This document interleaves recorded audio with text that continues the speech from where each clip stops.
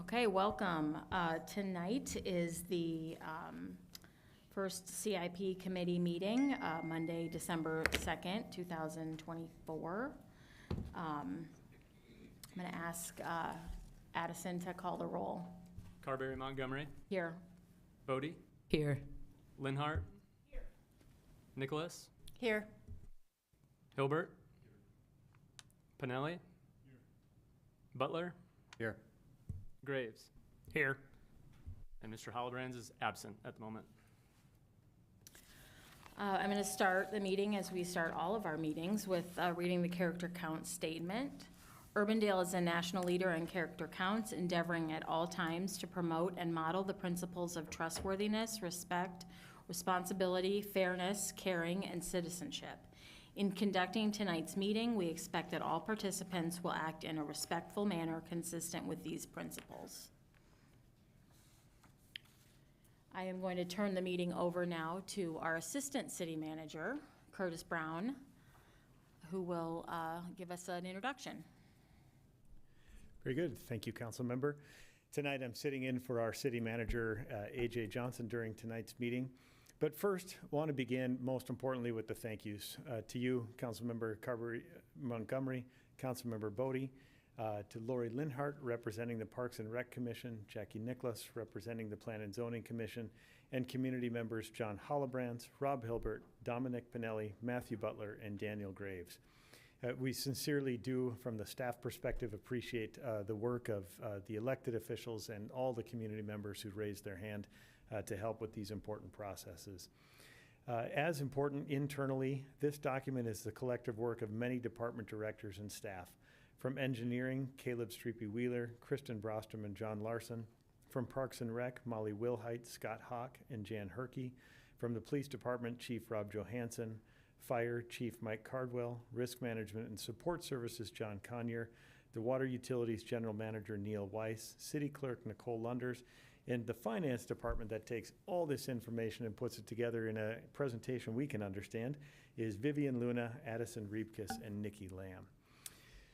This committee does represent important perspectives in the Urbandale community, and in that way, it serves the larger Urbandale community in helping to review and shape the physical development of our community as laid out in this capital improvements plan. So you serve a very important role here. Urbandale's CIP process and the resulting document is something that the city can justifiably be proud of. It exemplifies, as you look at all the projects and the way it's done, the City Council's goals of accountability, collaboration, inclusive community, quality of life, safety, and sustainability in the way that it is compiled, reviewed, approved, and shared. The document is also uniquely Urbandale's own. It plans for major capital expenditures to advance our community and meet needs in 11 categories, including public art, which is a unique aspect of Urbandale's program. We have a lot of work to do this evening, so I'll simply end with 3 quick reminders. One, that tonight is for the CIP committee to hear from the departments about the planned projects in the proposed program, and for the committee to ask questions, and if you so choose, to propose amendments. Second, that the public will have opportunities to express their views on the CIP in the public hearing on Monday, December 16th at 6 p.m., and then again, when the City Council takes action to consider adopting the plan, another public hearing will be held on Tuesday, January 21. And finally, a note to all that the topic for consideration tonight is the projects themselves. Policy that relates to the financing, the method of construction, delivery, etc., are all policy decisions of the City Council that will necessarily come later as projects come into clearer view in the CIP. So without further ado, I'll turn it back to you, Madam Chair. Thank you.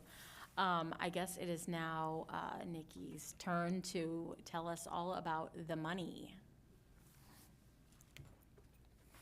Mine will be very short. The money is set and balanced. How about that? So just a quick reminder of the types. So the document in front of you is balanced from a general obligation bond and TIF bonding. So those are our main revenue sources that we're most concerned about. So those items are balanced. So as you move through the document, look at the types. If you want something that is to be moved around, that is your option to do, but you need to swap type for type. So if it's a GOB and you want to switch a year, move it around a little bit, it needs to trade spots. So my funding bucket needs to stay relatively level. So that is the one reminder I give you every year, is you can move it around, but GOB is not the same as stormwater revenue or water revenue or whatever the other types are. Those are all a different, think of it as a different checkbook. I can't write checks from one thing to pay for something that's not the same category. Does that make sense? But otherwise, this does assume that our tax levy stays at $1.49 for debt service. And so that'll be a policy decision that goes through from a council perspective, but that is what this document incorporates. Do you have any questions before we get started? Okay, That's pretty short and sweet. I know, we're efficient this year. I'm not under any race with Adam this year, so we can take our time, but, you know, we all want to get home. So we will go ahead and get started, and I believe our first department is Public Art. And just to clarify, we are going to go through all of the sections, all the presentations from the department heads, and then we will go back and make changes, recommendations, discussion. But if you have questions, please ask them during, I guess, or whenever. But if you got a question about Public Art, go ahead and ask it during that time. All right. Thank you, CIP Committee. Jan Herkey, Parks and Recreation Director, for those few of you that I haven't met before. The Public Art Committee is one of the committees that I oversee as the Parks and Recreation Director. We have CIP funding. For years. It was a percentage of certain projects, and last year we started where the trends had been since 2008, on average $25,000 for public art. So that is what we are proposing again, is $25,000 annually for public art. That does accumulate, so if some years the Public Art Committee does not recommend spending certain amounts, that does accumulate. So be happy to answer any questions that you have on public art. It very much appears like John's truck is in the picture in front of us. John Hollebrand's truck that we discussed. Oh. If anyone else has noticed that, it This just one jumped right out here, at you me. mean. And, I didn't know what you were saying. yeah, pretty sure that might be it. That could be. That could So, be. Um, And I would just like to thank Rob Hilbert. He serves on the chair of our Public Art Committee for many years, so thank you, Rob. Okay, seeing no questions, we will move on to buildings.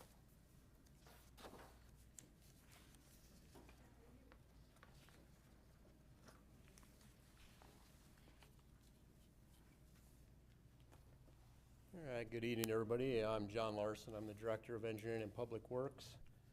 I got the short straw, so I get to start with this first one on the building here for the EVs. It's not actually my page. But this one here, what we're proposing is looking at doing a couple level 2 charging stations within the City Hall library parking lot. It's part of a grant application, so I think this is one we still gotta wait and see if it gets the grant funding. That's proposed in 2025. Our next page, fire related. So, excuse me, so will we actually own the charging stations? Or I know sometimes you can lease them, or, which is a lot more lucrative sometimes, as you don't have to update them, it's all automatically updated through the vendor. I believe it's ownership, but I'm not 100% sure on that. Okay.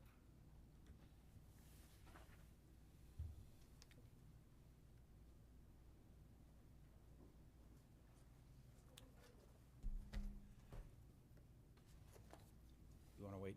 I think we should wait.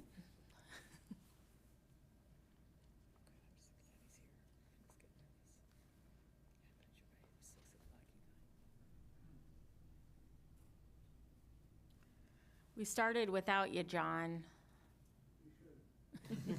But we're gonna wait for you since you're here now. Glad you're here.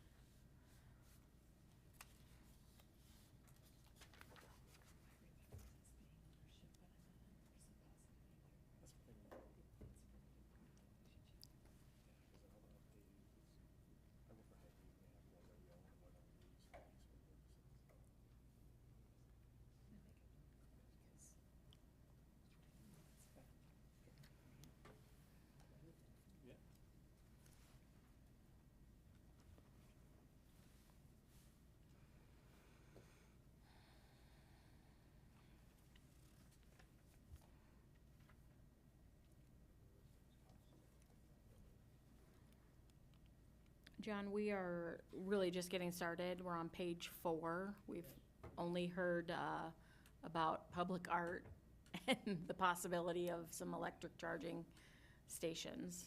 So we're just getting to the good stuff. So if you want to go ahead, Chief, I think. Sure. Members of committee, if you're familiar at all with our oldest fire station, 41 at 7100 Douglas, you'll recognize that it's been a mainstay of the city for a long time, but it has reached end of life, and the cost to fix it and update it so it can meet the needs of a fully staffed station make it not really feasible financially to continue to put money into it. So 3 years ago, we started a study to identify, based on area coverage, where's the best place to build a fire station should we decide to replace Fire Station 41. That location was identified somewhere in the area of 86th and Meredith, and that's based on area coverage maps and things like that. What you have before you tonight is simply to move Fire Station 41 replacement out of an out year where it has been until this year and start moving forward the progress. We're recognizing that we are going to need to have a plan for eventually identifying the site and then doing the work that we need to, how we're going to fund it, and then eventually building the building, and that's what we pretty much have tonight. We do not have a specific site. We don't have a building plan. We have a general idea that we just need your approval to continue to move it into the CIP so that we can appropriately plan for the next few years. And that's Fire Station 41 pretty briefly.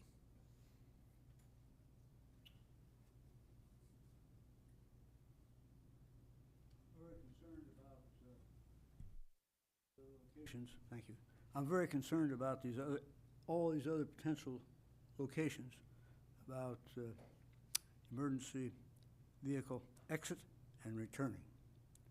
I can just see almost any place I can imagine that we're going to be confronted with a traffic jam in rush hour.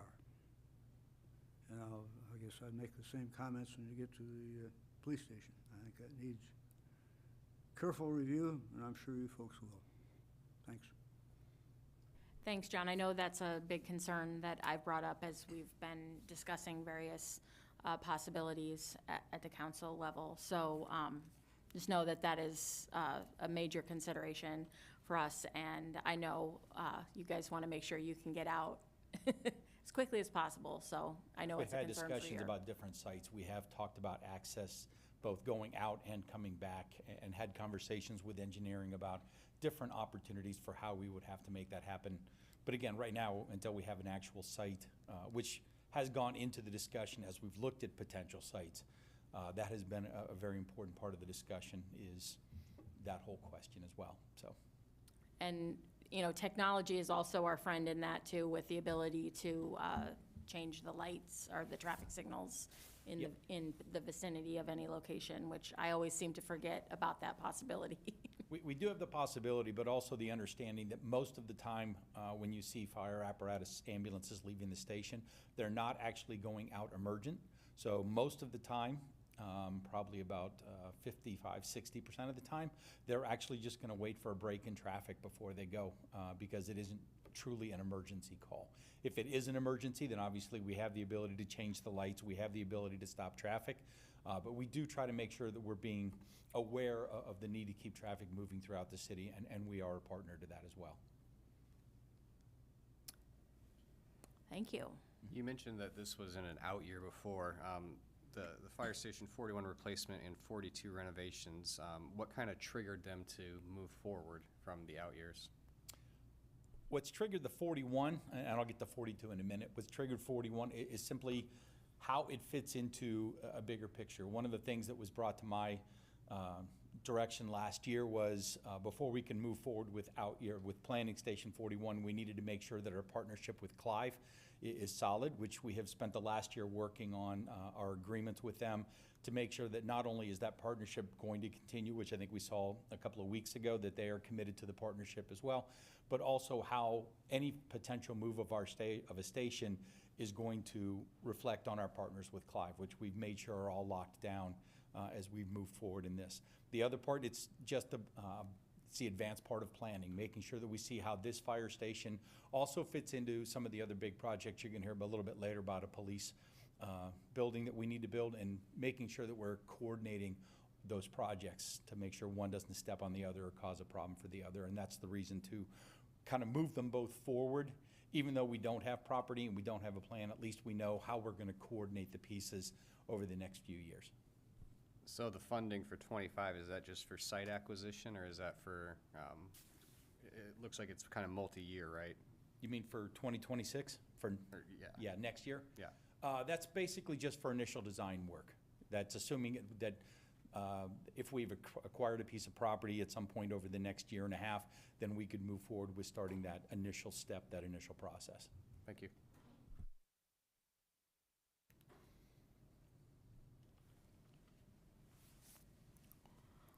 So, moving on, Fire Station 42, which is our administrative building. One of the things that we've done over the last year is to reassess our command structure within the department, which we have done. And last year we added battalion chiefs. That means that there's one chief officer on duty 365 days, which is something we definitely needed, running 3 stations plus our partnership with Clive. So as part of that process, we've identified that the building on 121st Street does need some updates to allow us to do that. In addition, we need to bring our fire prevention staff from Station 41, which is where they're by themselves. We need to bring them back over. So what we are proposing, you'll notice, is over a series of 5 years in phases to do the internal upgrades to the building. We're not talking about knocking walls down or adding additional space. It's more a question about reallocating space within the buildings and addressing some, frankly, long-term needs of the building. There are some plumbing issues that are going to need to be addressed in the coming years. There are some HVAC. The building has reached almost reaching its 30-year life, which is the time when HVAC systems need to be updated. Electrical stuff in the building will need to be upgraded. So this is all just a part of planning to keep that building in really good condition so that it'll continue to serve the community.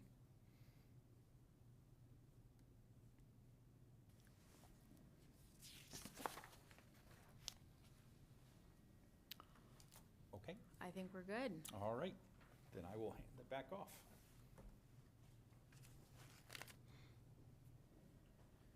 Okay, our next one here is on page 6. You can see this is at 9401 Hickman Road. So this is the Parks and Public Works facility that's just recently constructed. Next to it, this was the original fleet building that was replaced by the new building. And then down here in this other blue box, that is where the solid waste trucks were parked. That has now been moved into a new building here. So what's being proposed, get to my right page here, proposed for construction next year is this fleet maintenance building will have a new roof put on it. We did new siding on it when we did the other building. And then this building here will be a new roof and new siding installed on it. Currently, there's 3 garage doors on the east and the west side, both sides here. We're gonna go down to 1 on each side since, again, it's a new purpose. This will be mainly a storage building, no longer housing the vehicles like it did in the past. So again, this one's under design, and we're looking to bid that here in the next few months. So next one is our police station replacement.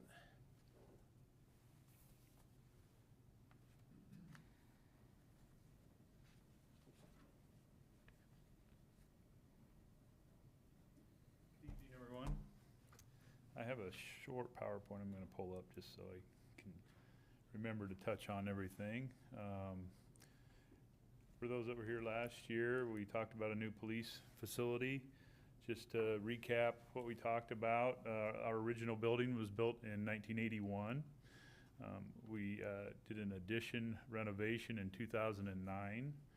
Currently, the facility is 23,800, oh, there's an error on there. It's about 23,000 square feet.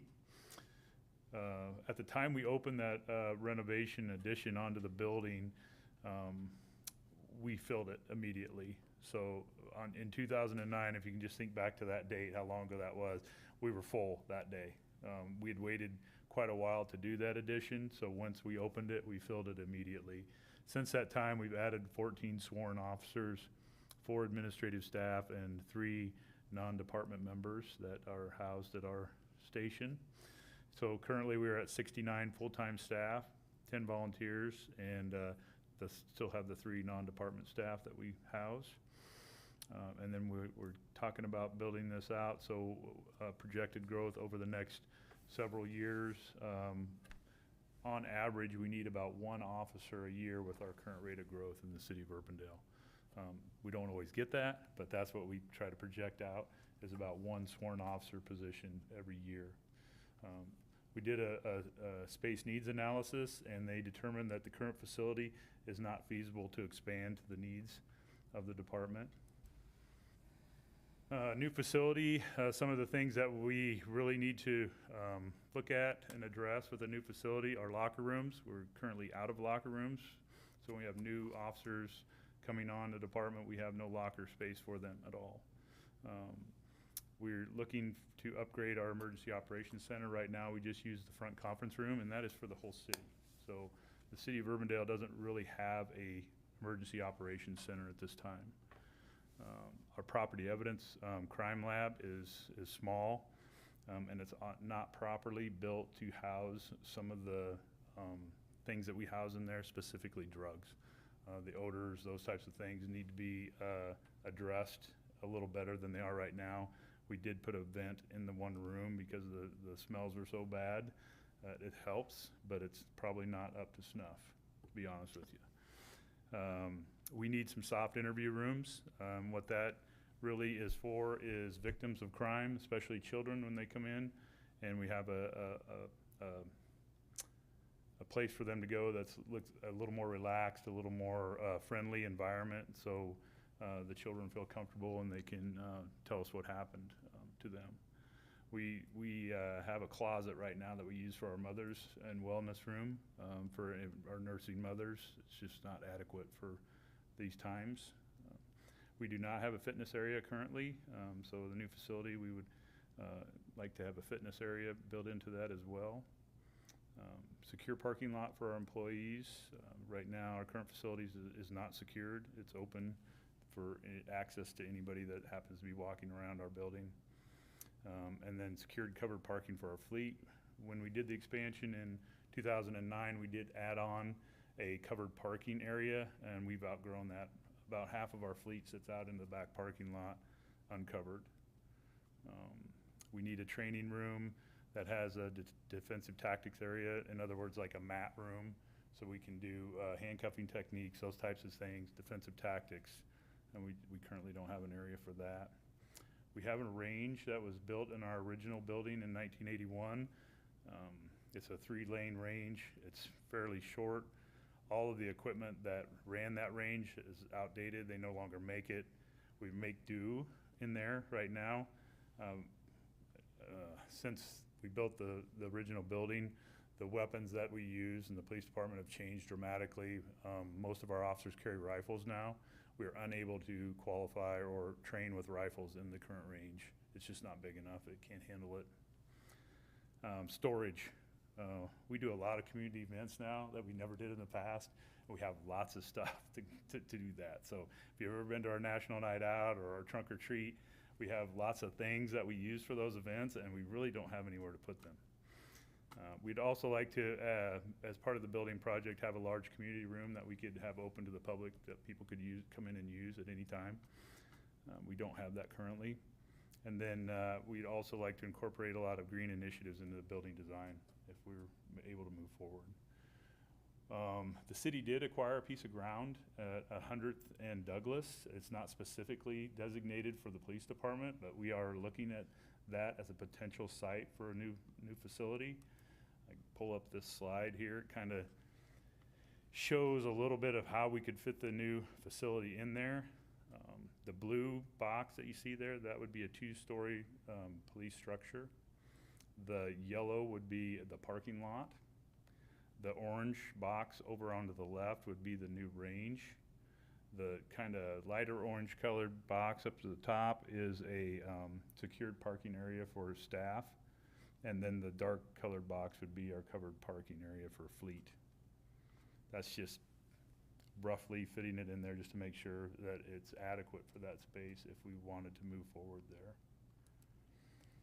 The new facility, when they did the space needs analysis, they indicated that we need approximately 74,000 square feet, including the covered parking. And covered parking, I believe, from that estimate was about 12,000 square feet of that. The estimate on the cost was $47 million. You see an alternative solar array there for $2.3 million. That was if we built the facility in 2025, that 47. So you figure a 5%-ish increase each year as it goes out. So the projected cost is about $53 million for 2028 construction. That's big. That's a lot to throw at you guys. So, any questions? What's your price per square foot? That's what I was just, like over $600 a square foot, right? Yes, Yep. something similar to that. Yeah, I was gonna say 500 and some. I couldn't remember off the top of my head. Yeah, I was gonna ask the same question. I'm assuming you had some consultants help you develop that cost? OPN did the space needs analysis and came up with the size, the cost estimate, and construction estimate Okay. for the project. Yeah, that's expensive per square foot. It's a big number. Yep. So is the 74,000 square foot estimate, is that, you mentioned it was cover your existing capacity, but also anticipated? Like how far out anticipated capacity? Is it gonna cover you in 10 years, in 20 years? I think it covers out 20 years, projected growth for 20 years.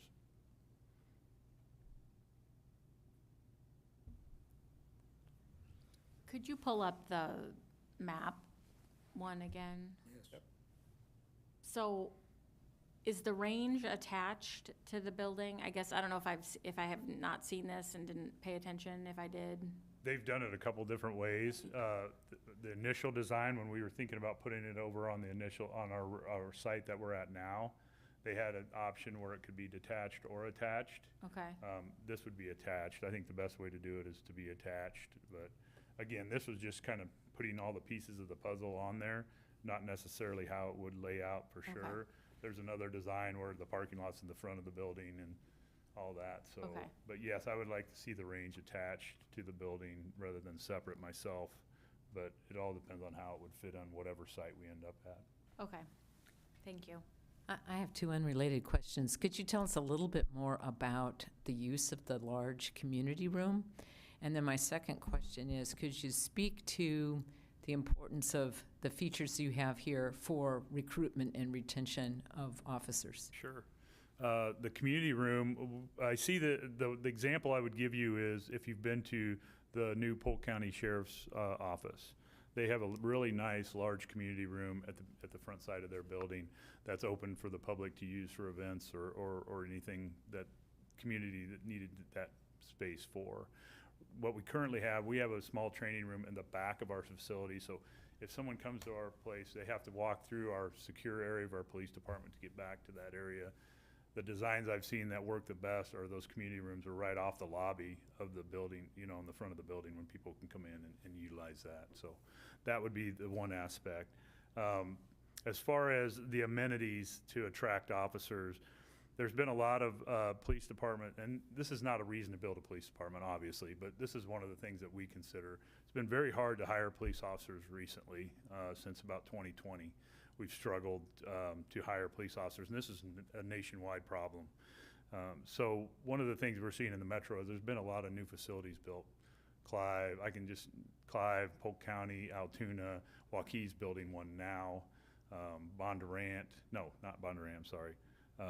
They all have new facilities, and they all have all the amenities. They have workout facilities. They have really nice locker rooms with big lockers that can hold all the gear for the officers, have nice shower facilities, things like that.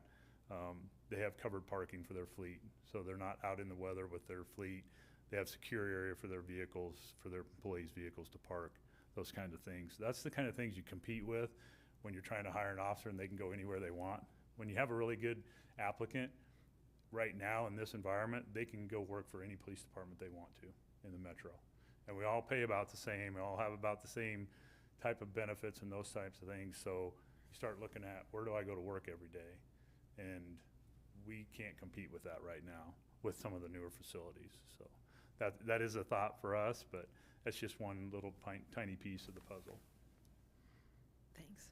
What are the plans for the former station? 'Cause it's kind of nice where it's at now in this administrative area. Is that going to continue to be an administrative building? Yes, I think there's been a lot of hands raised for, I got lots of we ideas. can put this in there and that, I've heard, and this is just totally, this is just hearsay. Senior center,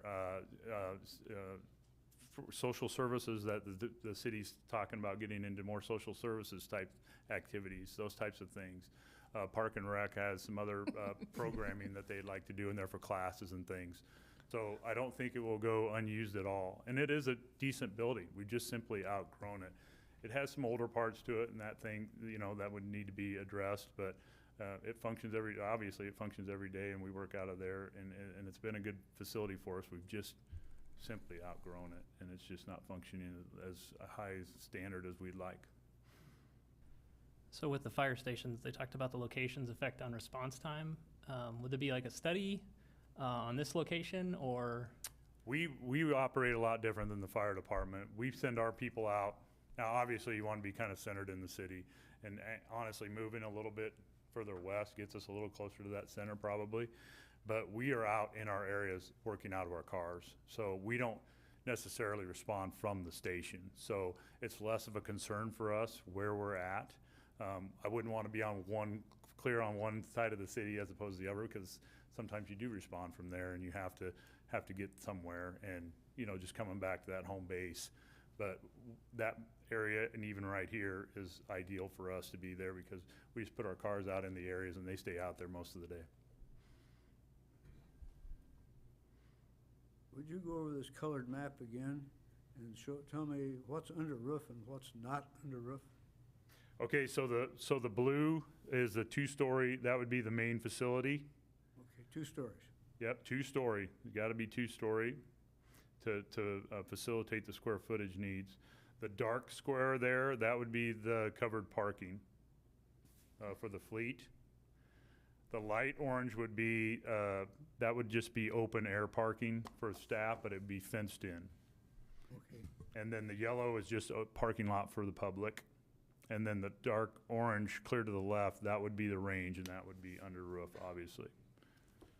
Again, those are probably going to get moved around, like Bridget's talked about connecting that to the building, so we'll probably move that where those facilities are together.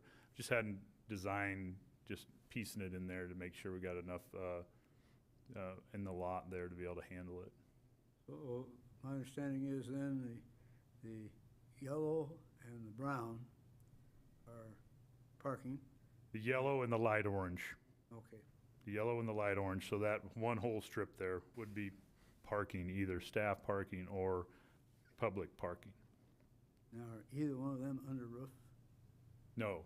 Okay. That's the dark brown, right? The covered fleet The parking? dark brown is the fleet. My Under cursor roof. there, I got it on there. So- This is the fleet covered parking on this diagram here. This is the 2-story building, fleet parking, open air, staff parking, fenced in, public parking, range. How much demand do you have for public parking, especially if you did not have a community room? Not as big as this spot shows on here, probably. Okay. Right now, we share our parking lot with, we have a little bit of spillover from the water department, and then some of the other city staff park over there occasionally on the one end as well. And then we obviously have parking for the park and the soccer fields there that people utilize. But no, we don't have that big a need for parking for us. With the community room, that would make a difference.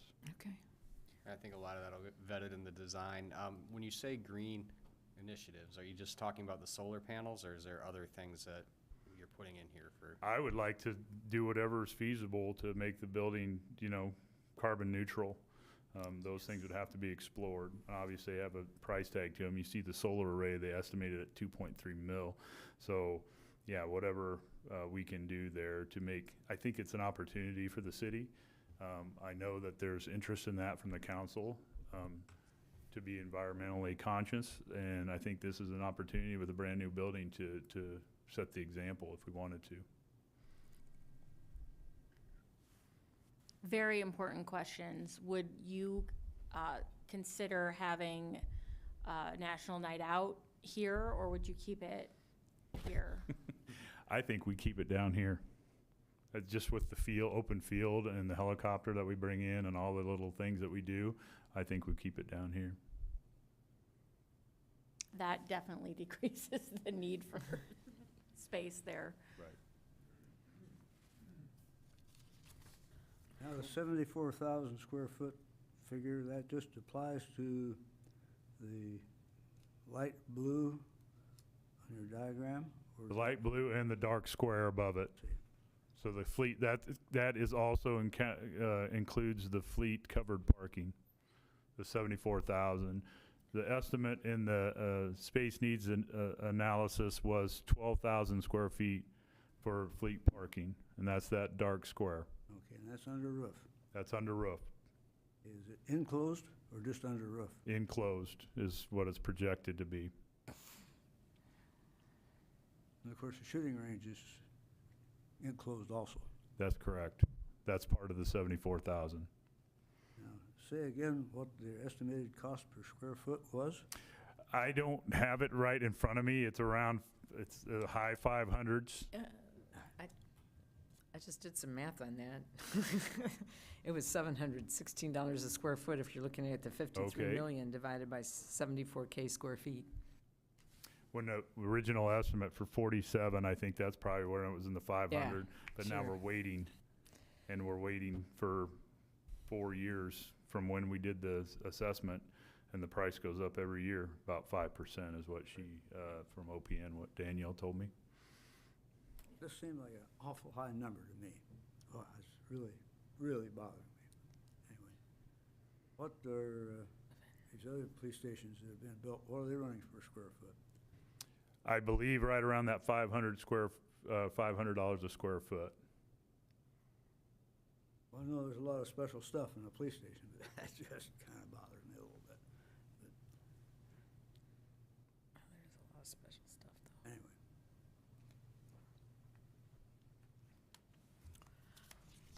So there's an open field right next to the existing police station. Is that not an option to expand in that area, or? The field to the west of us is in the floodplain, that soccer field down there. Yeah, we can only go out a little bit. This building, all of this will fit on our existing site. The problem is you have to tear down, and you'd have to tear down a pretty good building, and then you'd have to move us somewhere for 18 months to 2 years. They estimated that to be just about $2 million just to rent out something to house us for a couple of years. So after we got to looking at it a little closer, we thought it was pretty wasteful, honestly, to tear down a decent building and then spending that money to house us somewhere that you're not going to obviously get back. Yes, this same boxes will all fit on that current site that we have. It's a little tighter, but it will fit in there. Well, thank you, Chief. We will move on to the ever-present Public Works Satellite Facility. It's always tough to top the police station.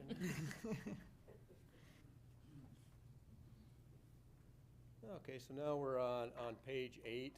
So yeah, this is our satellite facility out west. So we got 170th Street here, Waterford Road, so we're in the northeast corner of that intersection. It's been a multi-phase project, so here in the middle, first we constructed a fuel island out here, then we constructed a storage and break room facility here. It's not in the aerial yet, but we just constructed a salt storage building here.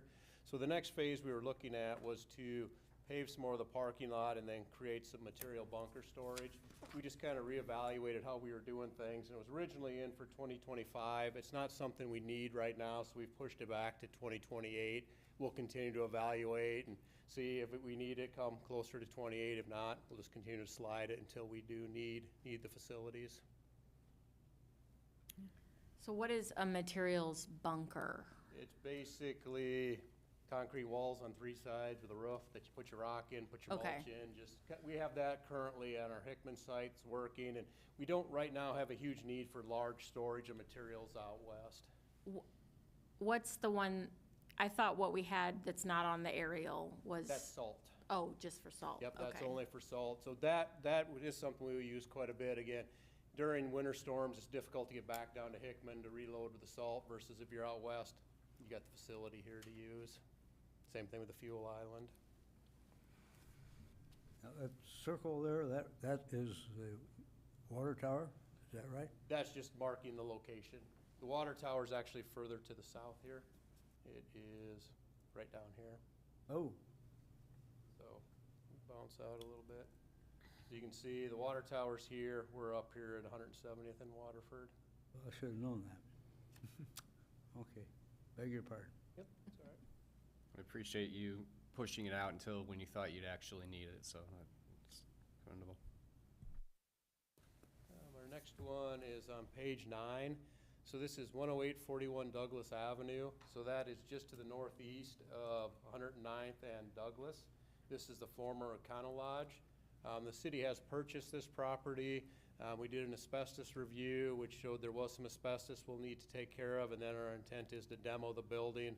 And then, again, there's other options for the property once that's done, but our intent is to get that bid out in the January, February timeframe and have it tore down by, summertime so that we can move on with other city initiatives with the property.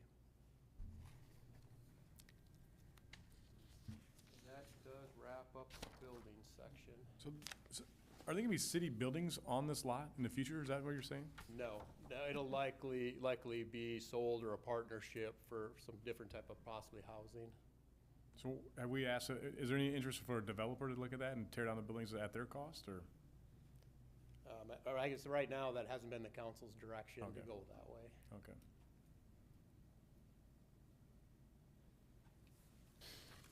I did have a question for you that was just back a couple of pages. The Parks and Public Works Storage Building for the roof and the siding.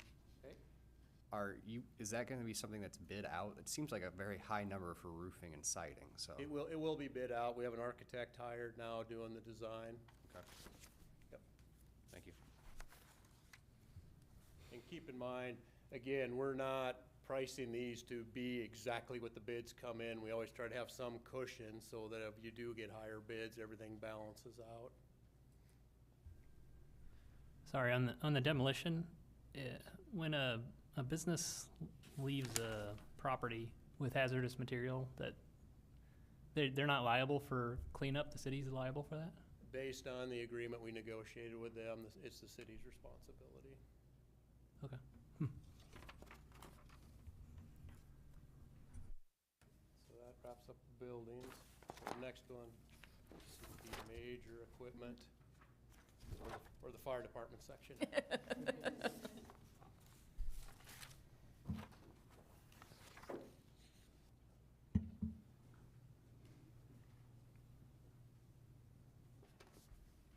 Okay, so this first one that we have here, and I come bearing good news, where it says fire truck replacement.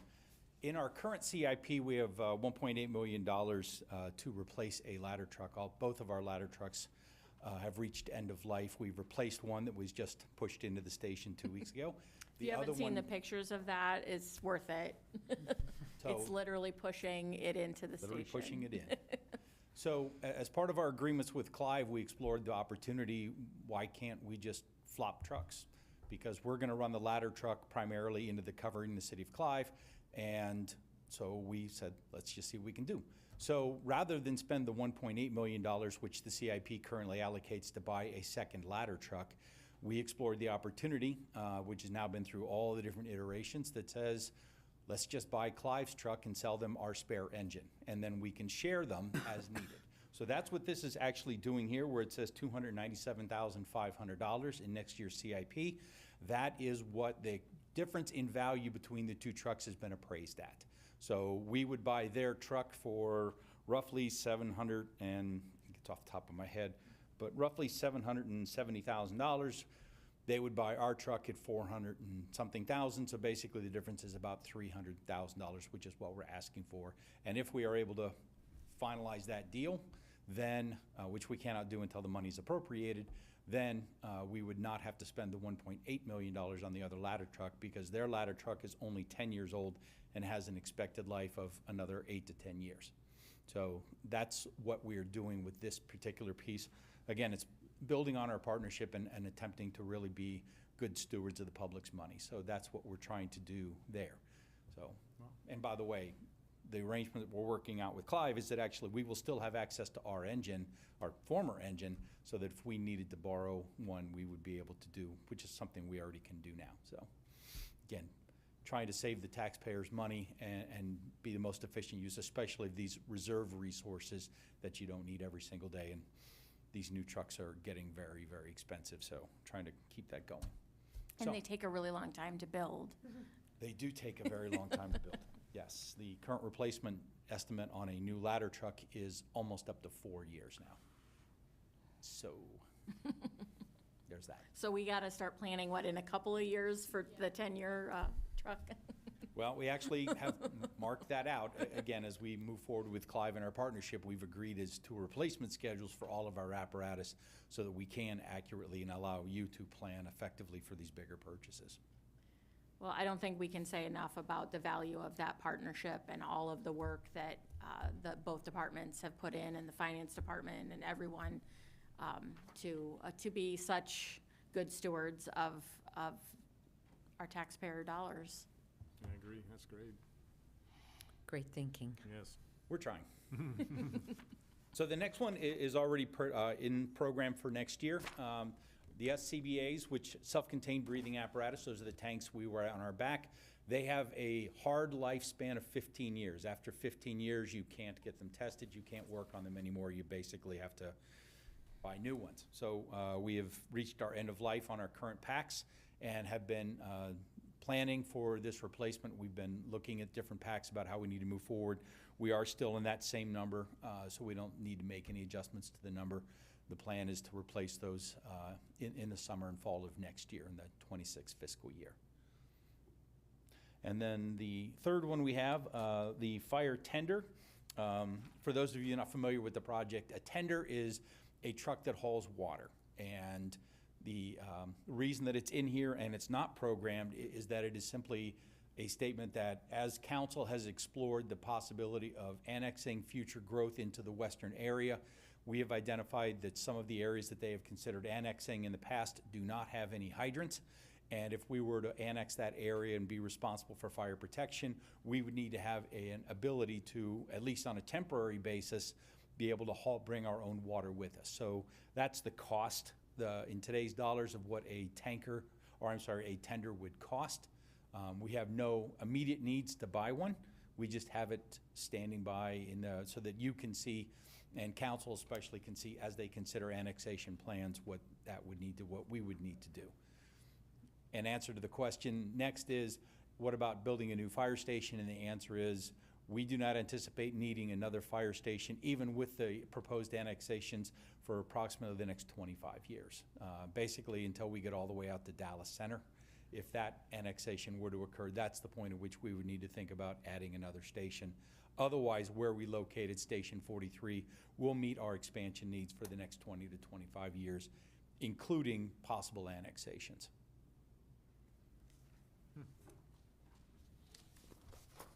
And that covers equipment. You have all the answers, it's good. We try. There you go. Thank you. It's like the technology section's pretty light. I don't see James here tonight, so we'll turn it over to Jan. I'm sure there's plenty of things that the Parks Department Plenty of needs. things in our wish list. So we have a number of projects. The ones that are out years, as with all of these projects, we'll not discuss too much. So the first project is an out year for Oakwood Park Trail. The Raccoon River Valley Trail, so this is a key link in the Raccoon River Valley Trail connection, so coming from the regional park. This is an out year, but if this land were ever to become available or an easement through it, it would become a priority project. So Jan, that land is for sale It is Right. for sale. right now, and so if it did sell, is the realtor know to talk to us, or how would we track that? I would anticipate, if it gets, I guess I don't know that for sure, but if it ever gets developed, then parkland dedication Yeah. would be required, but. That's key. If it stays a single-family house, which most people have talked to us about, we really wouldn't have the ability to get anything additional. Okay. Yeah, I did have a question on that. I talked to a couple of local developers here. That whole area is a floodplain, right? So it's probably not gonna get developed into residential. It's just too expensive. So unless, it's multifamily or something with more doors, there's no way to berm that and is that what's kind of preventing the sale of that and us being able to do the link? I don't know what is preventing the sale of it. I will share that I've been with the city 26 years, and we've visited with the current family a number of times over those years. They had no interest in selling or giving easement or anything, but that certainly is a priority for us because it's a significant missing link in this trail system. So again, it's an out year, but I just wanted to mention it as it is a priority. So Silkwood Crossing, this section here, 148th Street, and this trail, when this development was put in, the developer was responsible for putting in the north, south, and east section. So this is a missing section to provide accessibility. So that is proposed for next year and not a hugely expensive compared to all the other projects you're looking at tonight, we'll put it that way. Sylvan Ridge Trail, so this is at Northview Park next to the Little League Complex, the Miracle League Field, the all-inclusive playground, this section of trail. Each year, we evaluate all of our 58 miles of trails and evaluate the level of safety and what trail needs to be replaced or repaired as a priority, and this is a section. This one right here is a significant slope. It's averages over 10% slope. So as part of this, it would be total reconstruction is what's proposed. And we'd be looking for opportunities. My fine colleagues here in engineering would be looking for opportunities to reduce the slope and make it safer for trail users. So this is planned design in 25, construction in 26. Waterford Road continuation right now, starting here, going all the way down to Hickman. We go over 3 miles without crossing a street, so it's a pretty amazing trail linkage. So this would continue north. This is 156 in Waterford. So we would continue north to the Dallas County unincorporated, and that is planned right now for 2026. So on this one in particular, I guess what is the reasoning for this getting bumped ahead of some of the other trails or connections that are planned? Because right now it's, there's nothing on the other end.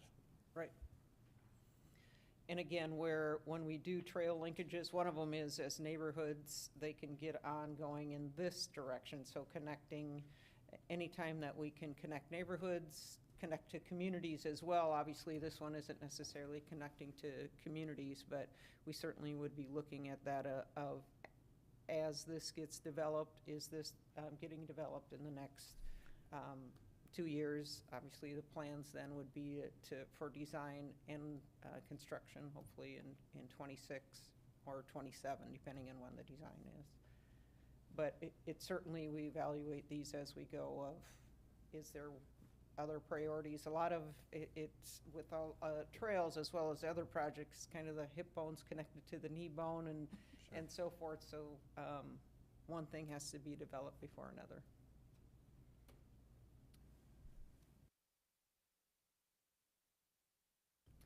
Barrett Bozen Park is probably one of our most popular new parks, so 156th in Waterford. Currently, we actually just finished Phase 2, which is pretty amazing. So if you haven't been out there, please go out and take a look. It includes an obstacle course, climbing boulder, a paved path for accessibility. So this is what was just completed, this section here. And what is proposed in 2026 is a trail connection. I'm going to zoom in here again.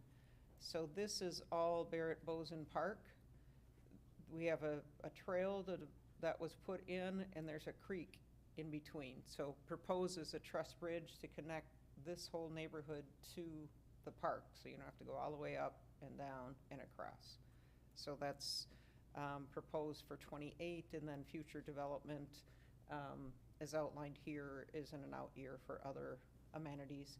What's wonderful about this park is the Bozen Foundation has donated the first phase. They donated over $100,000. This phase that just completed, they donated $40,000 toward it. So it's been a great partnership and a funding opportunity for the city. The next two parks, Bentley Ridge Park, this parkland has actually not been dedicated yet. We're going to zoom out here a little bit. So this is Bentley Ridge, so Radiant Elementary School, 170th Street. So this is the land that the city would acquire, and we're looking at this property for parkland as well as, I'm going to move ahead to the next one, Highland Meadows. So again, this is Radiant Elementary School. So some unique opportunities. Bentley Ridge is here, Highland Meadows here. This is a 9-acre, pretty beautiful area for parkland. So we're proposing to do a master plan for both of these parks, so we know what makes sense to be developed there. And this park has some significant parkland, or Bentley Ridge has some pretty significant parkland dedication that help offset the project. But again, for both of these projects of just wanting to get, usually the bigger projects will look to get a master plan. If it's a 5-6 acre or less park, we typically will do it in-house and work with a consultant. But these two certainly seem appropriate to do a master plan, and looking to, obviously Radiant Elementary School has a playground, so what can we do that's going to complement what they have and not duplicate? So 3 parks that are in close proximity. I think that's great planning. The rec hub, so this is just south of the parking lot here where our current, I guess it's almost a year and a half ago, City Hall was at capacity, so our Parks and Recreation offices were moved to this site, so it was repurposed. I'm gonna pull up the master plan here. So our Parks and Recreation offices, this is the library, this is the main parking lot, so our main offices are right here now. Proposed is utilizing the current 2 garage bays. Right now, they're still just garage bays. So in 2018, we had a master plan done for parks, recreation, and open space. And one of the things that was pretty clear is we have very insufficient indoor recreation space. We have our 3 park shelters, Lion Shelter, Giovanetti Shelter, and the Senior Center, Community Center. With the UPLEX vote that didn't get approved, that hasn't changed, and it's getting worse we're having to rent spaces now to accommodate. The community obviously still wants to have indoor programming, outdoor programming as well. So this is an opportunity to reutilize and repurpose the 2 existing garage bays. This area here, we'd call it the yard, and essentially is outdoor space, some artificial turf that you can have outdoor picnic area, shade structures, do outdoor movies, outdoor yoga, things like that. So that is what's proposed in the first phase of this project. For next year would be, it's planned for 26 and 27, so we'd work with a consultant and start the design planning to then move forward with that in 26 and 27. And future phases could be a splash pad, additional parking, exterior restrooms, but again, that is out year for discussion. We do get questions, what's gonna happen to the old house that's right next to the rec office, and that currently is a wellness center for the city. The house is built, I think, in 1954, so as part of this, that would come down, and some of the parking there would be able to be used for this facility. And that would come down in phase 1. That would come down in phase 1, so in 26 and 27. So this would be truly a public amenity? It wouldn't generate any revenue? It would be a rental space, so it would be a community room, similar to our indoor lion shelter you can rent, senior center you can rent. We do programming there, but you could also rent it. So this, you could rent this facility, you need to have this outdoor space as part of it. So one of the garage bays right now is proposed like be quite small, a mini gym. So different types of flooring, so you can do different fitness classes or youth sports and things like that. So yes, they would be rented facilities.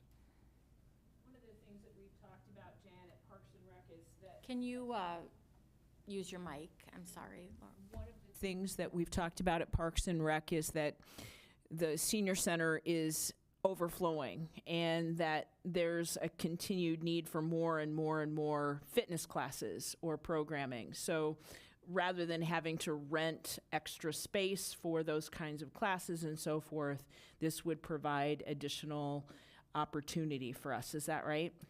Yeah, right now the senior center has over 38 classes a week of fitness class. That's the most popular classes that we have. We're having to rent out, starting in January, going to be renting out space just to accommodate that. So that's just on the senior population side. And as we continue with kids of all, we say womb to tomb with recreation. But, yeah, ideally, obviously, if it woulda, coulda, shoulda, we would have loved to have a new recreation facility, but out west, but that's not something that happened. So now we're looking to be creative with the facilities that we do have. The infrastructure, the footprint is solid.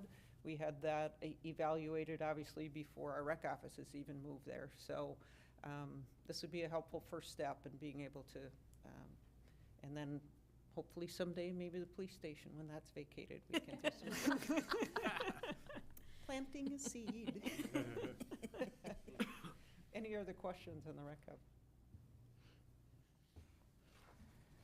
hub? Jacqueline Baldwin, Dunlop Park and Arboretum.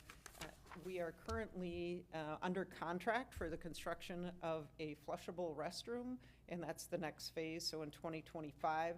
And as you know, through this process, hopefully you know, if something gets approved like in 2024, that initiates the planning. So the funding is in 25. So we are under contract with a consultant who is planning the design of the flushable restroom here, as well as the one next to the police station, next to the soccer field. So those two were approved in 24. Those are under design right now. The exact location is still being evaluated as well, but we anticipate somewhere off of the parking lot here for a flushable restroom.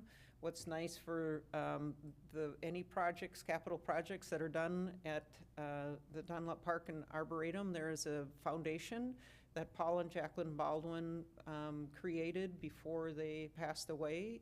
And so any capital projects that are funded, it's funded 50% by the foundation. So that is part of what will be funded for this project as well.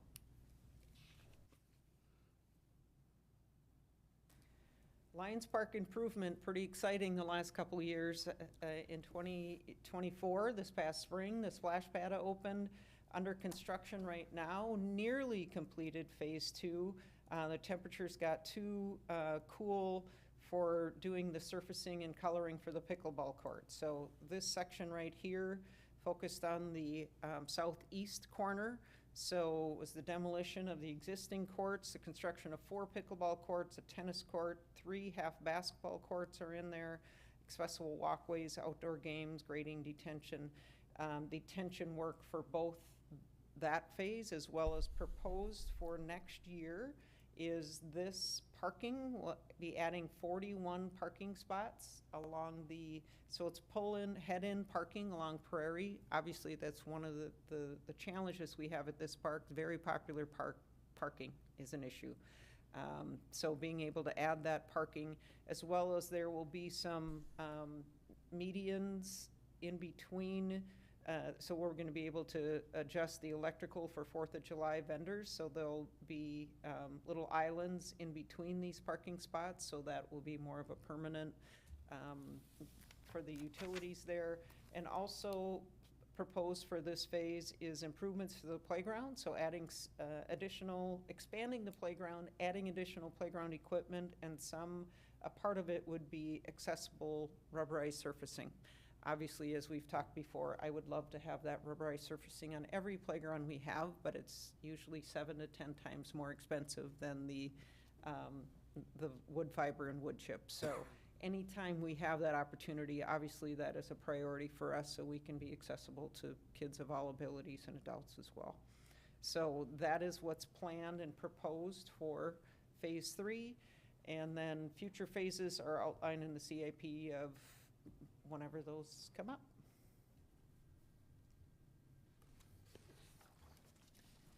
This is a right next to Delta Dental, and it's more of it would be initiated by the private businesses there. The city would have very little commitment with that, so. Just a quick overview, we have playground replacements, and we have 40 playgrounds in Urbandale. 13 of these playgrounds are over 16 years old. So starting 2 years ago, we had only been doing 1 playground a year, and there was no way we'd catch up with that. So now we're proposing 3 to 4 playgrounds a year.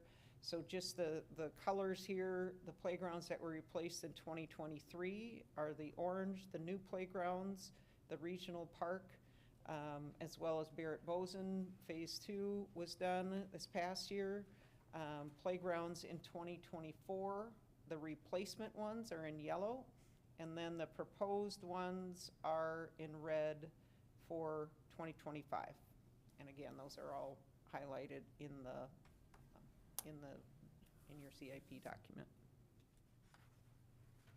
So this year, because of weather, and we were supposed to finish 3 playgrounds in the spring, but the installer, once summer hits, they go to the schools. So we ended up having 5 new playgrounds this year. So it's pretty phenomenal. The regional park one is amazing. Yeah. So we're just showing and again, this is just a dot on the map, but essentially we have a project for shelters and flushable restrooms. So right now, this one's showing the one that I just mentioned is at the police station. So that is that's our most used and most rented shelter. So it's flushable restroom and shelter planned here. And then in 2025 would be the construction of that.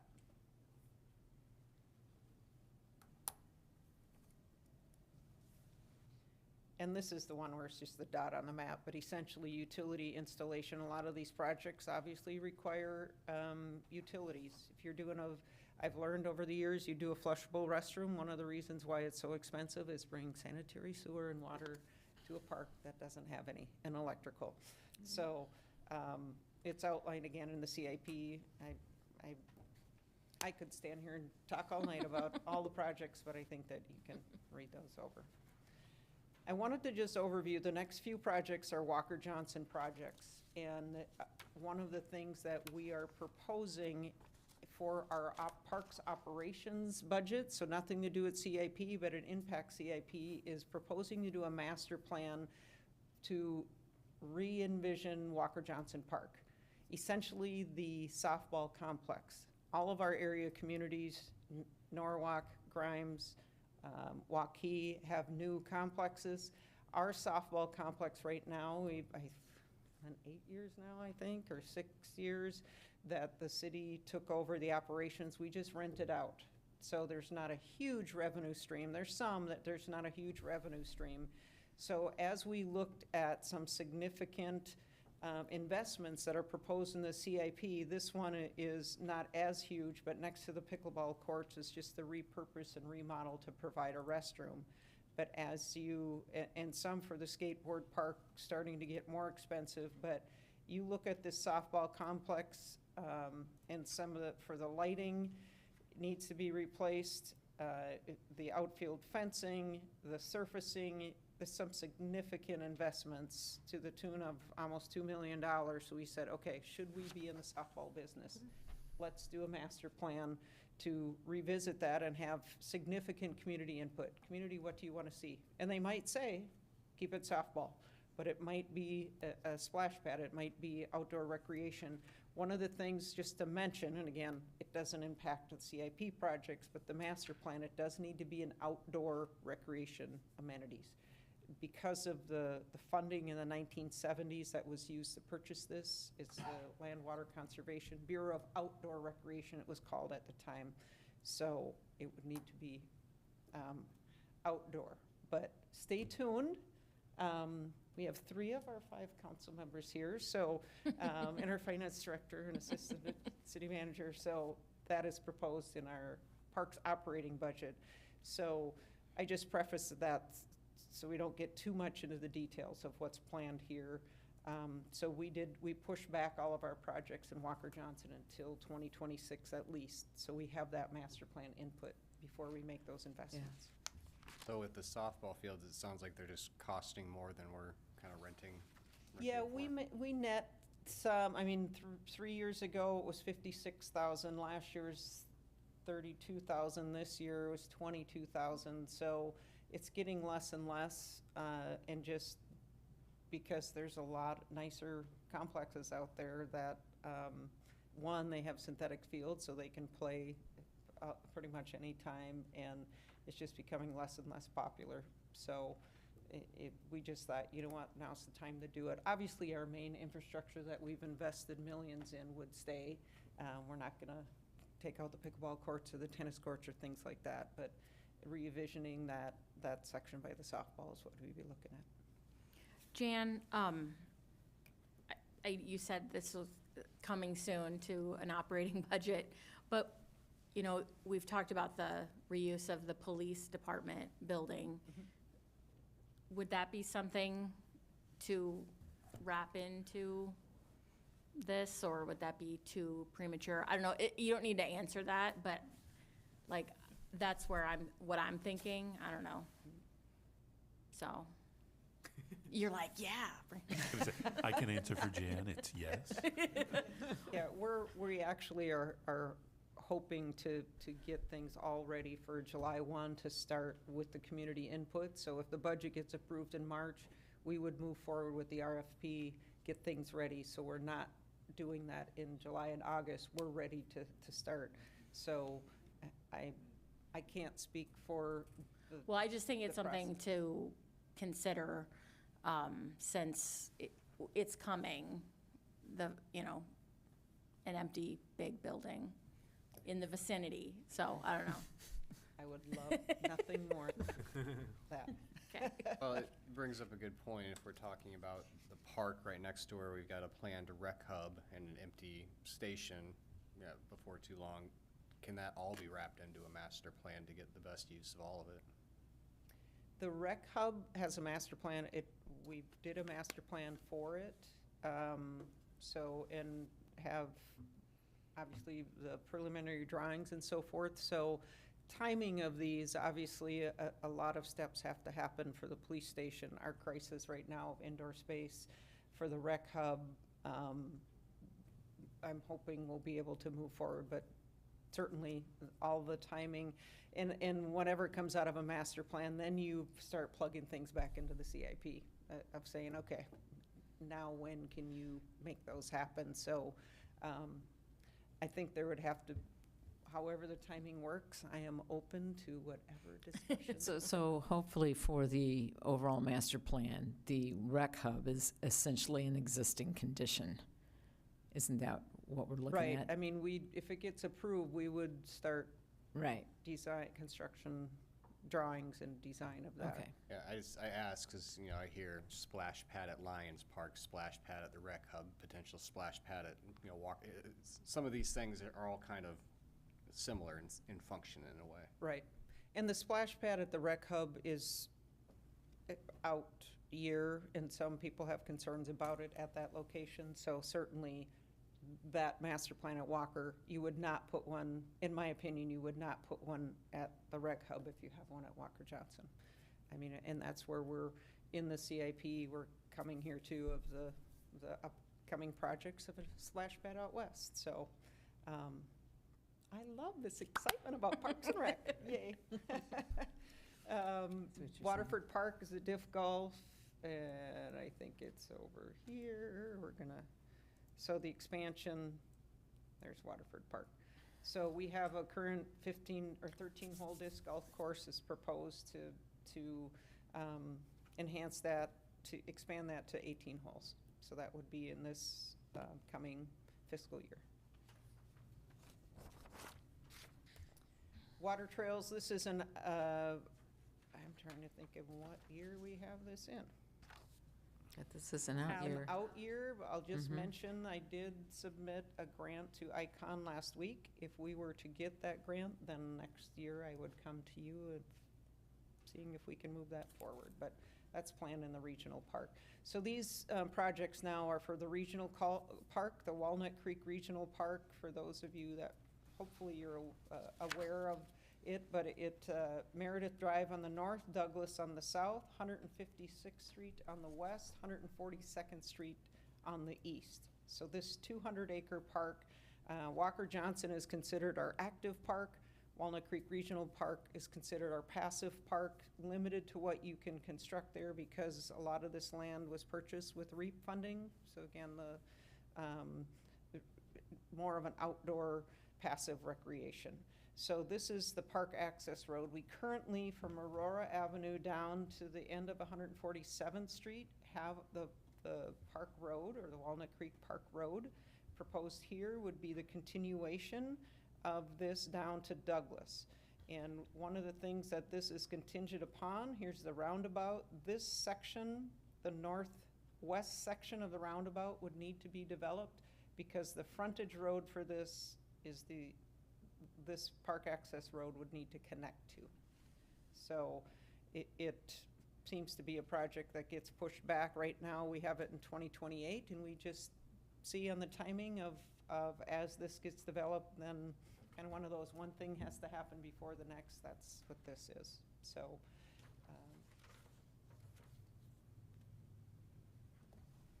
this is the area at the corner of 152nd and Meredith Drive. So the fire station here, this is where the proposed U-Plex would have been. So these are in an out year, but we just have proposed possible facilities that could be there. One of the amenities we had talked about was a regional playground, and we said, you know what, for that one amenity, let's put it next to an already existing parking lot, shelter, restroom. So this current year, we just finished the Walnut Creek Regional Park Regional Playground. Right next to it, and I didn't want to zoom ahead, I just wanted to show you the visual here. So proposed amenities, 152nd and Meredith, out year, unless they become a priority and funding, more of a priority and funding's available. What is proposed in 2028 right now is a splash pad right next to the regional playground. This is the regional playground that just got completed. They already have done the grading for a future splash pad. When we found out the popularity of Lions Park splash pad and wanting to certainly provide regional amenities for both parts of the community, we'd love to do a splash pad out at the regional park, and right now it's in 2028. That is the end of the parks projects. Any questions? Jan, would you, for a splash pad at that location, would you need to do, because the shelter with the restrooms is on the other side of the parking lot, would a restroom facility be incorporated on this end? No? Okay. Nope. That would be another Lot. $400,000. If you would want to, we're open to it, but just looking at the cost of those type of things. Yeah. It is a regional park. I've been wondering about the possibility of seeking partnerships on the funding so that it's not entirely a burden of the city of Urbandale. I'm not trying to put this in your lap. I'm just saying that that's something we need to kind of figure out how to think about, because I think there's probably potential partnerships. It is a regional park for sure. Yeah, we had looked at some of those for other regional amenities. It's, yeah, as you know, I'm all about writing grants to subsidize. Yeah, maybe we need to talk about that. Maybe there's ways to do this that aren't even writing grants. It's like getting them to step up and support a regional piece. So anyway, there might be ways to defray some of this cost. Question for that one trail link that you had, that was contingent on the sale of that property. That was the critical connection. Yes. Maybe this is a good question for some of you at the table here, but is there anything that can be done with planning and zoning? What is that zoned there right now? Agricultural? Looking at you, Yeah, I Jeff. think it's R1 where the house is in agricultural, but like you said, 3/4 of it's floodplain. Yeah, I just didn't know if there's anything zoning wise that could be done to entice someone to actually come in and put in a berm to develop it. Well, the problem is a current owner probably on getting it rezoned. So it would You'd have to work sell with some, before. exactly. Someone would have to buy it and then, correct, rezone it. I just didn't know if we could, we could work with a developer to entice them with that, to move that along. I can add is every time we meet with somebody on the property, we discuss the ability to get the trail. So it all depends. Some people have looked at it being a horse pasture. They do not want people walking along their horse pasture. So it just kind of depends on how it gets used. Yeah, that's just, I know we'd spoke in the past, there's, in my mind, 5 critical links of kind of connecting the trail system, and that is one of them, and I'll have some questions on the other ones as they come about today. Well, I think you did a good job, Jan. So bridges. Oops. I may need them, but I may not. I'm older than you are. But I still may need bottoms. So just to let you know, I think I have all the rest of the pages here, so I'll kind of run through, know that I'll hit on the stuff that's in the next 5 years, and then I'll kind of pass over anything that's unprogrammed, which means it's from 6 years to 10 years out. But feel free to interrupt me at any time if there is kind of like an out year or anything you do want to talk about. Let's see, so bridges, our first one here, 41, it isn't an out year now. I'll just highlight that. It used to be in 2028, and this is the area where Jan was talking about the bridge and the disc golf up in this area here. Really, the reason I moved it to an out year is just to free up funding. This property up here will need to be purchased and a development plan brought forward. So until really this property's ready to develop, there's not a reason to have a bridge connecting the two properties. So the property up here does have financial responsibilities for a portion of the bridge. So again, nothing we can really do until a development comes along. Once that does, we can look at moving it back up in the CIP. But as of right now, I think it's been in a year, one of those first 5 years for at least 10 years now. So I figured it's time to just move it to an out year and see what happens. And then our next one on page 42 is also in an out year. That's if we actually extend Waterford Road further to the west, we'll need a structure to cross the creek. And that is the only 2 items we have for bridges.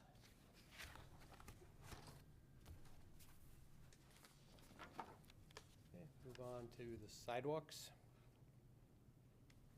So on page 43 is our ADA pedestrian access transition plan. Basically, we have to have this plan in order to receive federal funding through the DOT.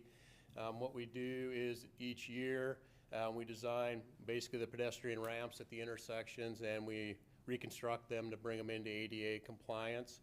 We do $100,000 a year, and what we're coming up with for this next year that we'll bid in January is roughly in areas east of 86th Street. Again, this is just an annual program. Next one is on page 44. This is a new project that we added to the CIP this year. It's basically to construct a 10-foot trail on the north side of Hickman Road from the access point on the frontage road west of Patricia Drive over to 86th Street. And there's a lot of other sheets we'll be talking about, but I just want to show how all this kind of connects together. So we're talking about the trail here. As we move a little further to the west, so this is our Parks and Public Works facility. It's got a 10-foot trail out in front of it. We have under contract to connect that trail over to the access onto the frontage road. They've started that this year. Unfortunately, we ran into some delays with getting our shop drawings approved through the railroad. We're hoping through the winter we will get that approved, and then we can finish the construction in the spring. So this will be a connection from 86th Street. It'll get us back to the Parks and Public Works. And then another page that'll be coming up in a little bit is we're looking to reconstruct the frontage road.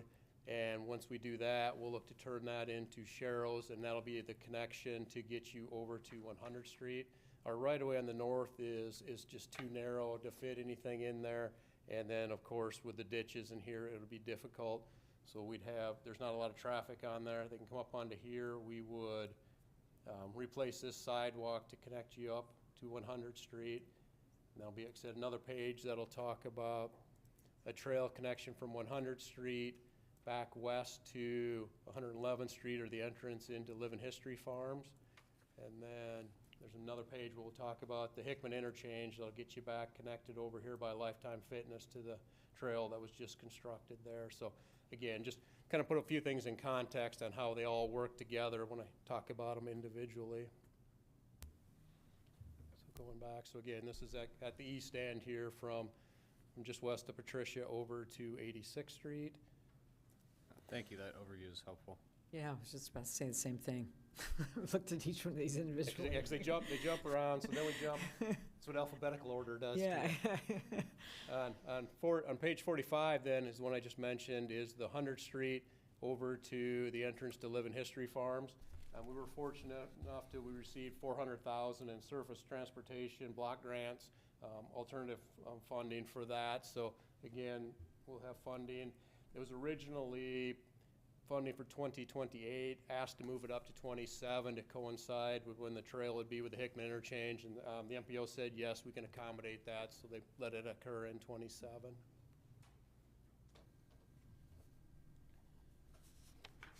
Our next one here on page 46 is a study trying to look for a way to find a connection around 86th Street or a little further west to connect North Park and Plum Drive to get you over the interstate.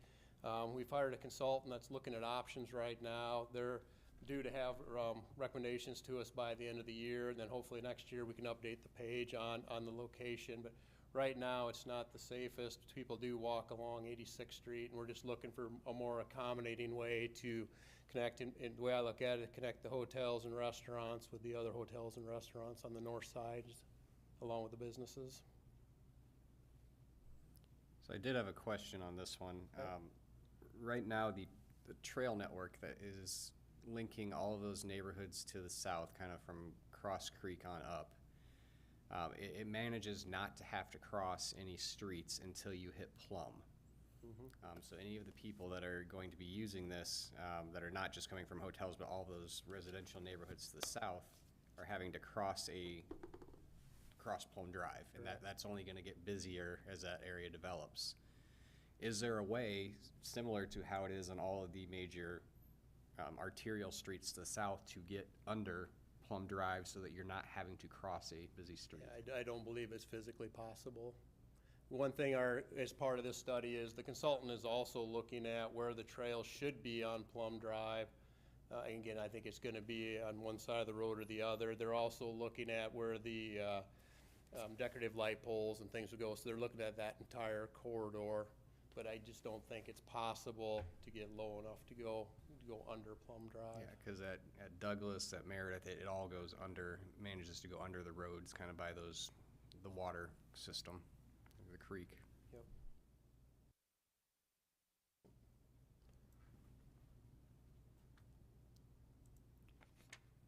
On page 47, this is a new project. So what this would do is we have a trail in Meredith Park, and it would replace the sidewalk and continue it over towards 86th Street. As we come up on 86th Street, it would go back down to the existing sidewalk that's there today. Our limiting constraints there are the parking lot, and there's a gas regulation station right here, and the easements we'd need to obtain. So again, this one would be a challenge and a very expensive project if we had to buy part of their parking lot and move that gas regulation station. A little more background on this. Again, future projects I'll talk about, but so as I was saying, it'd connect out of the Meredith Park up into the neighborhoods. We've got a project that'll be bid shortly through the DOT. That'll take a 10-foot trail from 86th Street on the north side of Meredith over to 104th Street. And over by 104th Street, zoom in so you can see it. We recently constructed a trail along 104th that provides connections. And then we're in the process, we have under contract to extend the trail from 104th over to Northwest Urbandale Drive. In order to do that, we had to underground the power poles. Unfortunately, that's taken longer than we anticipated, so we thought we'd have this trail in this fall. Turns out it'll be this spring before they finish the undergrounding for us. So again, just to put things in context on where we are at. Yeah, I will mention, I think I did last year, it would be a shame to have that 10-foot nice path all down along Meredith except for a 200-foot section. I know, down on Hickman, we managed to figure something out with the railroad. I don't know how expensive this gas station area would be to get moved, or I'm sure it's complicated, but. Yeah, I think in order to get the 10-foot through there, we would have to remove a large portion of that parking lot as well. I think it'd be again, we can always look into it, but I think it'd be very expensive to buy a chunk of parking lot from the bank there. I'm sure it would as well. It would be a shame to have that whole path I realize down that, Meredith, but yeah. that's part of, I guess, the philosophy of the Complete Streets Plan is, it's not always a perfect situation. You just try to fit in and make as many improvements as you can and what you can make work. And it's not, additionally, just that one stretch of sidewalk gets within like 2 foot of the road there. I know it's dangerous as it is, so. Yep. The next one is also a new project this year on page 48. This would be a 5-foot sidewalk to connect the hotel down to Sutton Place, and then there's a sidewalk continues to the south. I'd also add that in the last few years, we worked with the city of Des Moines and DART, and we now have a bus stop in this area here. So again, we've got access to the bus stop from the south and from the west. This would provide more access from the hotel down to that DART stop.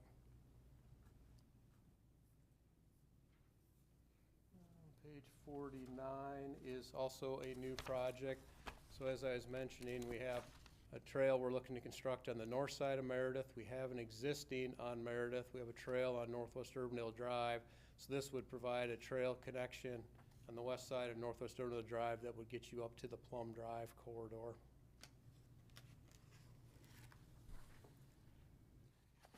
Page 50. This is our page that we call the sidewalks various locations. Basically, we walk a quarter of the city every year and we look for defects. We notify the property owner to do those repairs. And then if there happens to be any that are a city responsibility, this allows us to have funding to fix things that are city responsibility. As you can see right now, almost all the money that's in out years are basically the property owners. We do have a balance, so we are all right. At the moment, sometime in the future, we may need to start putting funds into that balance, but right now, we have enough money to keep doing our own repairs. Is there a certain part of the city based on your every 4-year walking? Yep, every 4 That years. we'll be focusing on for this coming year? You remind me? Yeah. When you've been doing this for 20-some years, those keep rotating, it's hard to keep track. Yeah.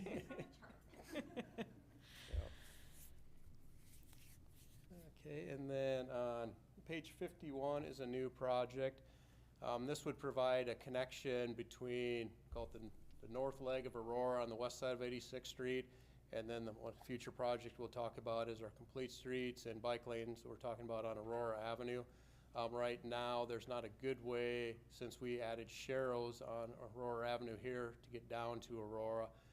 There's a 4-foot sidewalk that doesn't drain real well through here, so what we're proposing is to replace that with a 10-foot trail and make for a safer connection between the two Aurora Avenues.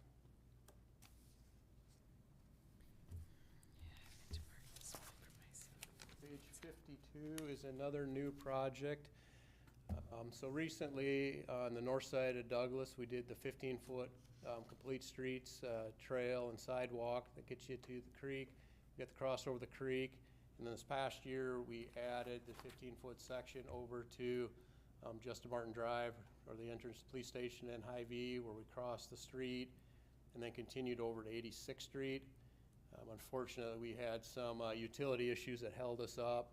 So far, only the sidewalk's been put in on the south side of Douglas. They'll connect over to North Karen Acres Park. In the spring, we'll add the 10-foot asphalt piece, which will give us a good connection through there. So looking at a future project that will connect up to this new east-west trail that will provide a 10-foot trail to replace the sidewalk to go from Douglas past the City Hall campus and then connect down to the Charles Gabus Memorial Tree Park. It's one of the kind of missing areas we have of sidewalk is on, call it the entrance into the library. We don't have a sidewalk on either side. It was set up in the middle of the parking lot, so this will add an easier way to get down to the park and into the trail. So that's proposed in 2026, and then in 2029 would be replacing the piece of trail through here that connects into our other trail system. What is the plan for 86? Are you looking at doing a 10-foot trail similar to the other arterial streets, or? Actually, looking at the areas we can, there's a lot of areas where it's going to be tough, especially as we get north of Douglas. It'd be one of those things where you'd have to start looking at, will it fit on the east side, and then you might go a couple blocks and you have to move it to the west side where it would fit, and then maybe move it back to the east. Looking at a lot of these, I think it's going to be difficult. It's been a while, but I did the widening design for 86th Street here, and just kind of the way the drainage, if you look at a lot of things, it drops off into the yards to where we pretty much did all we could without having to either get easements, take people's fences out, and keep moving things closer. So there's, again, challenges there. And then on the flip side, you've got, by the golf course where it's down next to it in their parking lot where we already got a retaining wall next to it. So it's something we're looking at but haven't found a great solution for yet. With that in mind, you had just talked a second ago about the extension or replacement of a 4-foot sidewalk. Are a lot of those easements through these neighborhoods where they have the trail city-owned, where those 4-foot sidewalks exist? It depends. It could be in an easement or it could be in city-owned, just different locations. So what I was wondering is there a way to go from Walker Johnston through some of those 4-foot trails that kind of run from there up through to kind of Cross Creek Park instead, if you're not able to develop along the street of 86th? So it would be, I know, like I said, we've worked with, again, we started doing some of the sharrows up in here, but it gets tough through the golf course here. And there's some other ones where, yeah, it would be private property. That is in kind of in the complete streets plan. Just again, we were trying to get some of the ones that we can do now versus, and then there'll be time when we get to more of these challenging ones.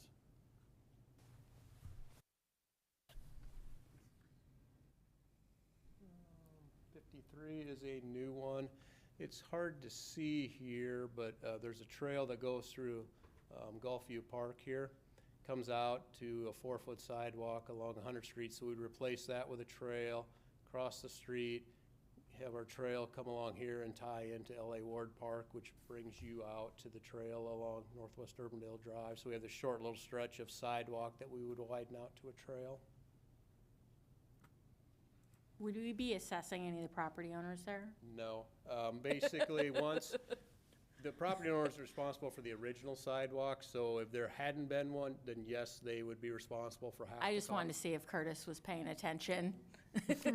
He's pretty excited when he learned this one was in here. And we get 54. So our last one within sidewalk. So these is a sidewalk along 114th Street. So this year we constructed a sidewalk that continued from Meredith down to Aurora Avenue. And I guess a little background, what we're looking at is trying to add some amenity into the Aurora Business Park to give people a place to walk with all the business we have. Back when these were all originally built, sidewalks were just not something that anybody built in a business area or an office area. So again, from Meredith down to Aurora, the sidewalk has been built. And so next year's plan is we'll continue from Aurora, bring it all the way down to Douglas, tie into the trail system there. And then 2026, we tied in along Aurora into, there's a trail loop around the pond, so we'd connect that area all together. And I guess that is the last page of sidewalks. Stormwater, or is it, Next one's stormwater here. that what we're supposed to call it? Stormwater and stream restoration. You've got the very first one on page 55 is in an out year. It'd be some improvements along Airline Avenue. Our next one is the creek and stormwater improvements. I have some slide here I want to pull up quick. Nope, that is not. In here. Okay. So again, this is an annual allotment where we do different creek improvements, where we lay back the banks and deal with erosion issues. Just I wanted to highlight a couple things that we are currently doing. It's one that's under contract now. This is City Hall here. So we're just north of Douglas in Sunflower Park. We've got a proposed project in there. And we've got another one for reference here is 142nd and Douglas, the roundabout. Where it just as you come into the park on the north side of Douglas. That's looking to start this December, and the bids were roughly $390,000 for that one. And then we have one under design now that we're trying to make sure we get all our permits secured, which should happen shortly, that we can go out to bid probably January, February, hopefully here. One is in Gulfview Park, so it's just east of 100th Street, or just in the general area where we were just talking about the trail connection. And then there's another one. Here's the roundabout again, but this time it's south of Douglas for work on the creek. And right now, their estimate is roughly $900,000 for those two projects. So just to give you a little more detail on those projects.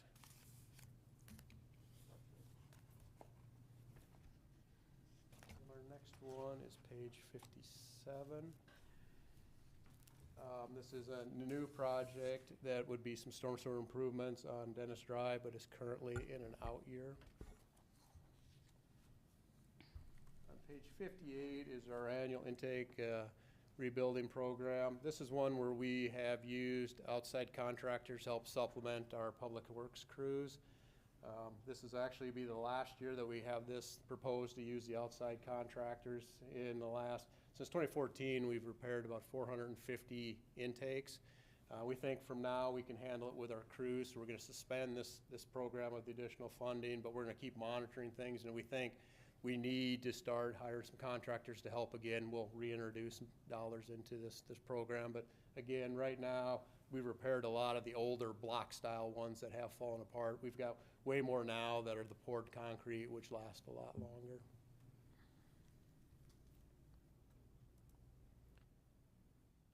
Page 59 is a new page, but it's the Madison Avenue storm sewer improvements. So just a little background, since this one is in the next 5-year plan. We did a study to look at our storm sewer system east of 86th Street, and that's not really a surprise, but we learned that a lot of our storm sewer is undersized. We also know a lot of the community doesn't have any storm sewer in their neighborhood. So we're looking at ways that we can add storm sewer or upsize storm sewer as we go. So for instance, on this one, with our Douglas urbanization, we upsized the pipe here to kind of get things started. And with this project, we can add storm on 81st and Madison, 82nd and 83rd. So basically, to do these projects, we have to remove the pavement, add the larger storm sewer, and then we redo the pavement. And at these times, we're also adding services out to the property owners so they can hook their sump pump up to it as well. A lot of these, we got to determine how many years. They're usually multiple years. For instance, this one right now, we're assuming we get done in 2. We'll have to design it to confirm that. But the reason these take so long is you have to do them in short segments because while the street's gone, people have to walk to their house. So we try to keep it as short a distance as possible, but still be able to get work done during the construction season. So again, kind of that 400 or 500 feet is what we try to limit to how far people have to walk. On page 60 is our Oliver Smith storm sewer project. So as a point of reference, here's Karen Acres Elementary. This will be kind of a second phase of a project that I'll talk about in a minute. That's why this is not looking to start till 29, but we will basically be able to add the storm sewer and make improvements on 74th Street over to 72nd, Oliver Smith, again, kind of northeast of Karen Acres Elementary. And here's the main one that we're looking at right now is page 61, which is our Roseland Drive storm sewer improvement. So again, here is Karen Acres. So this project will start down at the creek, work all the way up to Roseland to 72nd, beyond Palm. And again, this is another one that'll have a lot of pavement removal, new storm sewer pavement replacement. There's a little bit on like Ashworth Drive that we don't need to remove all the street to put in the storm sewer, so we'll do some patching. So again, we're looking to improve the entire neighborhood while we are there. This one, we're looking at bidding that out in kind of the January, February timeframe. John, with it being so close to the school, do you have to schedule around We do. that? Yep, we've been in communication with the school. I think it's roughly 2 weeks ago. We also had a neighborhood informational meeting where we kind of explained everything. It's kind of surprising. Nobody wanted to talk as much about the street coming out as they did our foundation drain disconnect program. That was interesting to them. Was that well received? Actually, I think it was, and there was just a lot of curiosity with it, wondering how it would work, and telling me we still had some more things to work through. But again, I would have been there to talk about the fact I'm going to have to walk home. They just seemed to focus on wanting to learn more about that. So yep, and so yeah, we have talked to school. It got a little tougher now. This became the year-round school, so we have different windows and when we have to do breaks. But again, the good news is when we're down here, there's still other ways to get in from the north. But yeah, our consultant has been in contact with the school and been discussing it with them. Who's the consultant on this one? This one's AECom. Okay. Our next one is page 62. We call this our storm sewer extension from the Merle Hay Reinvestment District. It was called the Merle Hay Reinvestment District because we applied for a grant and didn't get the grant, but we kept the name. So a little bit about this one. Back in our June of 2018 storms, 66th and Airline was probably our one location where the intersection probably got the deepest, the most flooding. So we're looking to try to alleviate that. What we've got going, since this is kind of that second phase, this year we started down here at 64th and Douglas where there used to be a Mexican restaurant. The city purchased that to install the storm sewer. We crossed Douglas, went up the parking lot on the west side of IHOP, followed the ring road around the mall up to Airline. We were always figuring this would be a full 2-year project. Everything went well with our contractor. All the storm sewer pipe is into Airline. All we have left to do in the spring is pave the mall's ring road back in. It's just temporary surface now, but again, they did a lot of work in a short time frame to get through there. So to talk about this next phase, so there is the storm sewer that comes up here, and it's already stubbed into Airline off the mall's property. So this would bring the storm sewer and bring it down Airline over to 66, where again, We'll be adding a lot of intakes and things to help reduce that flooding at the intersection. We're also adding new storm sewer over here in Madison, and it does two different things for us. You know, a lot of the drainage that's coming north Airline now will come into this new storm sewer and go around, whereas it doesn't overload the system that's down here now. So we've taken some of the pressure off of our existing system that could not handle it. So this one here is planned for 2026, and this one is currently under design. Our next one is page 63. So this is at 65th and Meredith, another storm sewer improvement project. What this one will do is we'll start at the creek north of Meredith, put in a larger storm sewer along Meredith here between 67th and 65th. And then 65th currently has no storm sewer, so this will be adding storm sewer to this entire stretch of the road here that does not currently have it. And of course, we'll hook up or give the sump pump connections as well. And just believe it or not, that is the end of storm sewer. I'd like to make a general comment here. Sure. I've been an advocate for storm sewer work here for quite a while. And going back to our original, not repeating myself from last year and the year before, but anyway, going back to our consultants study of a couple of years ago, where they outlined in yesterday's dollars, $100 million worth of storm sewer work for Urbandale. And I suggested at that time that maybe think about 80 mil. And of course, those numbers now are obsolete. Now, what was 80 million then, 3 or 4 years ago, is probably 100 or 120 million now. And I advocated for more money for storm sewers because it felt like if it's a $100 million project and you're divided into 10 years, so maybe we'd arrive, well, that'd be 10 million a year. I mean, that's just repeating what I said before. Now, I see, by going back to the finance pages, that we've upped our monies for storm sewers from what they were. If you go back to page A.2. I dragged out last year's CIPs to compare the numbers. Yeah, well, we've jumped our numbers up. There's more money going to it now. But now I don't see, or I guess my question is, we have put 3 new storm sewer projects on the books.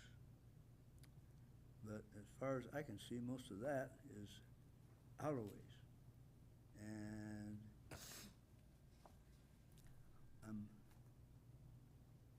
don't see, these numbers are jumping up, I suspect, subject to correction, that we're reflecting increased construction costs for the same project. And I still think that we need to devote more work, more dollars to more storm sewers.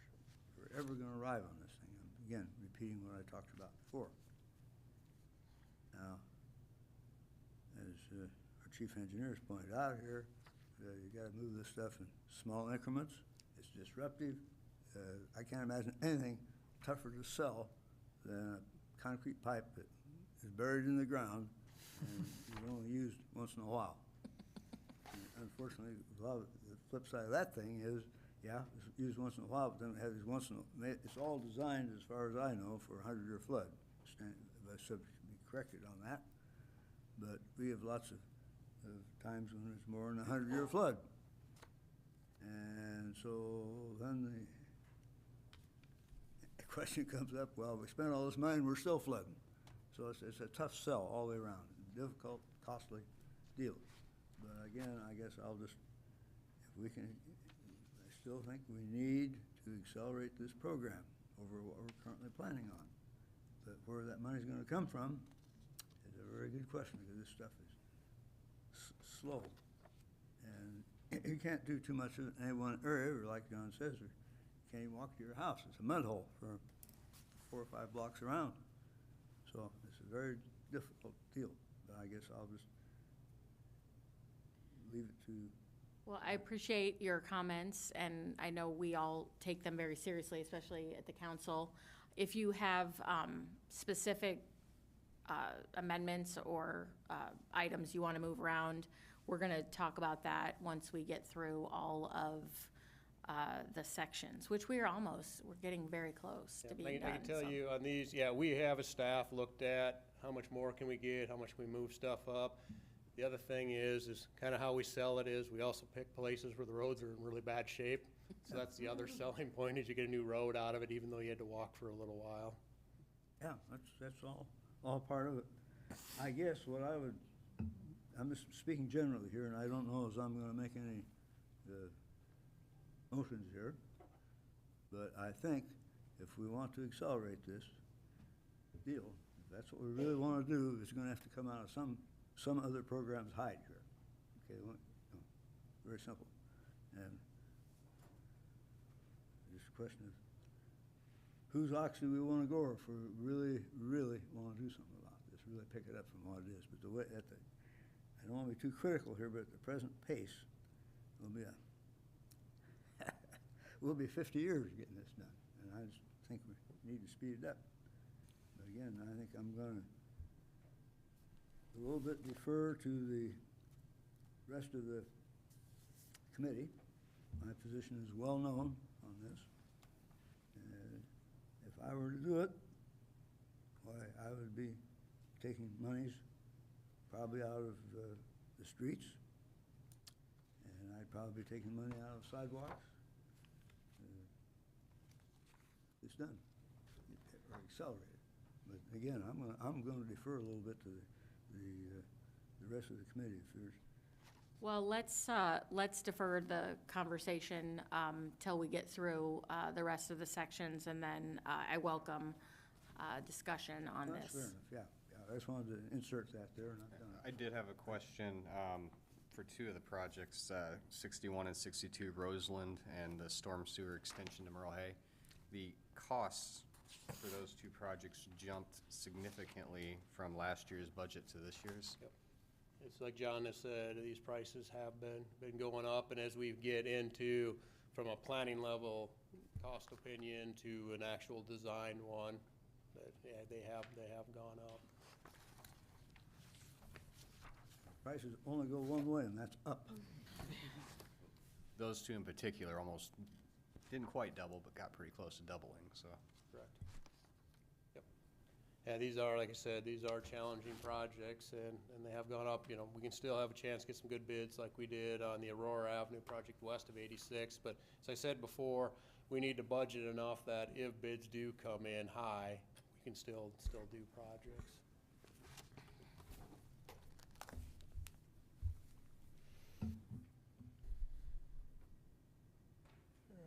On to streets. So this is our annual street rehabilitation program, or we call it our patching program that we do every year. This next year, we're up in this area here. So we're north of Meredith, south of Sutton Drive, and kind of between 67th and Merle Hay. So we'll be up in that area patching. And then we'll also have one as we come down to 128th and Douglas, the Timberline area. We're up in here between Douglas and Tanglewood, and then 128th over to 122nd. So basically this Timberline area, just for a little additional information, but we typically do this $2.5 million a year in roadway patches. So get on to, I guess, page 66, that's our Aurora Avenue from our on-street bike lanes from 70th to 86th Street. So this is one where we're looking to go from a 4-lane section to a 3-lane section on Aurora between 86th Street and 70th, and then add bike lanes on the outside. We've had 2 public information meetings. They were attended by the council and the mayor. Some of them were able to attend even both meetings. So we've kind of gone through, got a lot of public comments on the project. We then have followed up with the council and got the direction to, at this point, to continue moving forward with our design. So we've been meeting with our consultant. We'll get going more on this design. Just want to note, though, for the public, And we said this at both of the public meetings, that they have the ability to comment on this project when we have our CIP public hearing with this committee.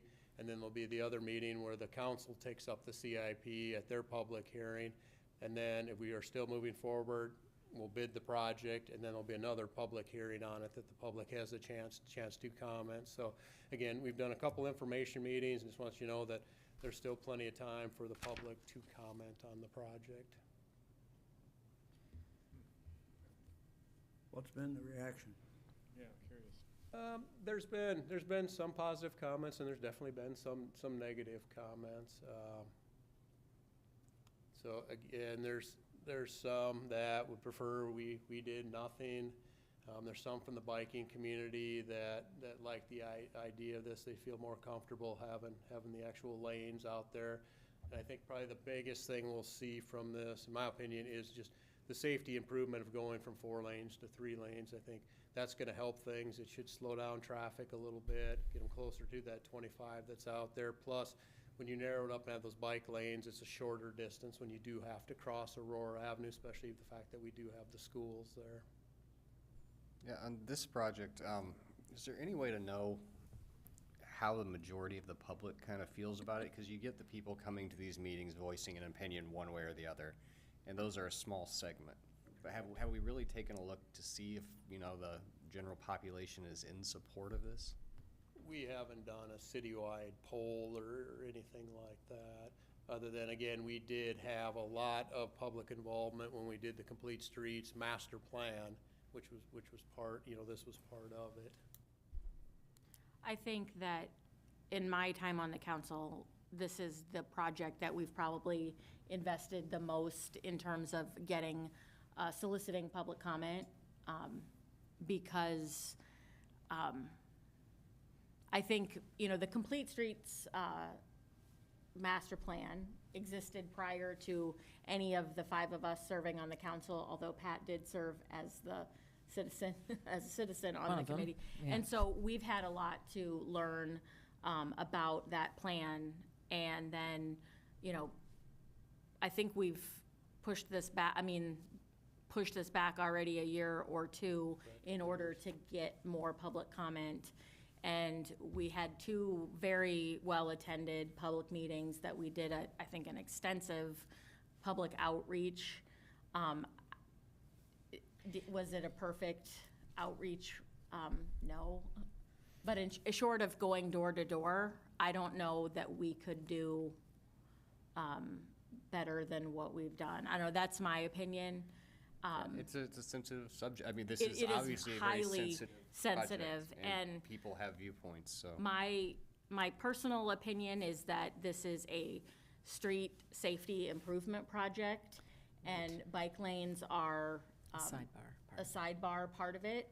And we probably went out selling it as a bike lane project, and that got people riled up, so to speak. And but I think we have a safety issues that we need to look at on Aurora, and going to a 3-lane roadway is going to address those safety issues. So I don't know. I mean, I wish we maybe rolled this whole thing out differently 5 years ago. I don't know. I do. But, you know, when the public, you know, when we were doing this stuff, I mean, I wasn't even on the council, but when the Complete Streets plan, I mean, if you lived in these neighborhoods, you'd have no idea really that this was gonna be relevant to you, to go to the meeting, to give your input. So I think we've retroactively made an effort to go into these neighborhoods, and going forward, when we do different projects related to Complete Streets, we're gonna do a much more intensive job of communicating what we're doing. I don't know if that answered your question, but this is something that I've invested a lot of mental energy on how to do this right. And I mean, I think we've done the best that we can do, and we'll see how this moves forward. You know, just this weekend, there was a lot of people talking on Facebook about it. So we'll see. We'll see what happens. So it's likely we get a few people at the next meeting then on this. Yeah. We could. Yeah. And that would be fine. It would be great to get additional comments. But I do think there's been a little bit confusion about this project on the part of the public. And with all due respect, I just don't think this name is really the right name for this project. This is a complete streets or road diet. It is really safety-driven, and that's one of the aspects of Complete Streets, is to improve safety for pedestrians as well as for cyclists. And I think there was a lot of confusion about who these bike lanes were for. I think people had the impression that we were proposing these bike lanes to be used by children, and that there might be some limitation placed on the sidewalks for their use by children with bikes, and none of that is the fact. And so I'm hoping that if we do get an opportunity, we can clarify some of that a little better and perhaps reflect some of the safety data that's out there. These are not big experiments. These have been done all over the country. They've been highly successful, and their safety record is pretty solid, but we have not really presented data yet on that, and that might be a helpful thing for us to do too. So I believe that staff is trying to put together a handout that will help clarify some of those things that I think got a little bit confused in the public meeting, which can happen. You know, people have different perceptions about what these are and what they mean. So I'm hopeful that the summary bullets around the safety piece and the data that is out there can be compiled in a way that'll be meaningful to people. And I think the other thing that I think it's on the same page with everything you've just said, is the importance of community input regardless. Yes. And that if there is widespread community disagreement with a project going forward, allowing the citizens to vocalize that, to listen to what they say, and not just do it from a, hey, we checked that box. If we're gonna ask for community input, it's something that we need to make sure that we're taking into account as you know, people on this committee, city council, whoever you are in government, you know, we've got to be able to do that. And it can't be presented in a way that's like, hey, we know better than you do, even though you're really mad right now. That's going to help you cool down. Yeah. That's not going to work. And so I just think my first year on this committee 4 years ago, and then the second 3 years ago, I mentioned this to some people, and fireworks. Like, people I had no idea would be so passionate about a street and a bike lane, and you're right, it was presented as bike lanes. That's what this was sold as, including another section of Sharrow's on 70th. And so I just think my big thing is safety. My big thing is bike right-of-way, auto right-of-way, making sure everybody knows what they're supposed to do, when they're supposed to do it, because generally, people don't. Or they think they do, or they ignore it. And so we just have to be mindful of all of those things. And if we're asking for input, we have to make sure that we actually really are taking it to heart. We've taken these extra steps, as we've said, for 2 years to do that.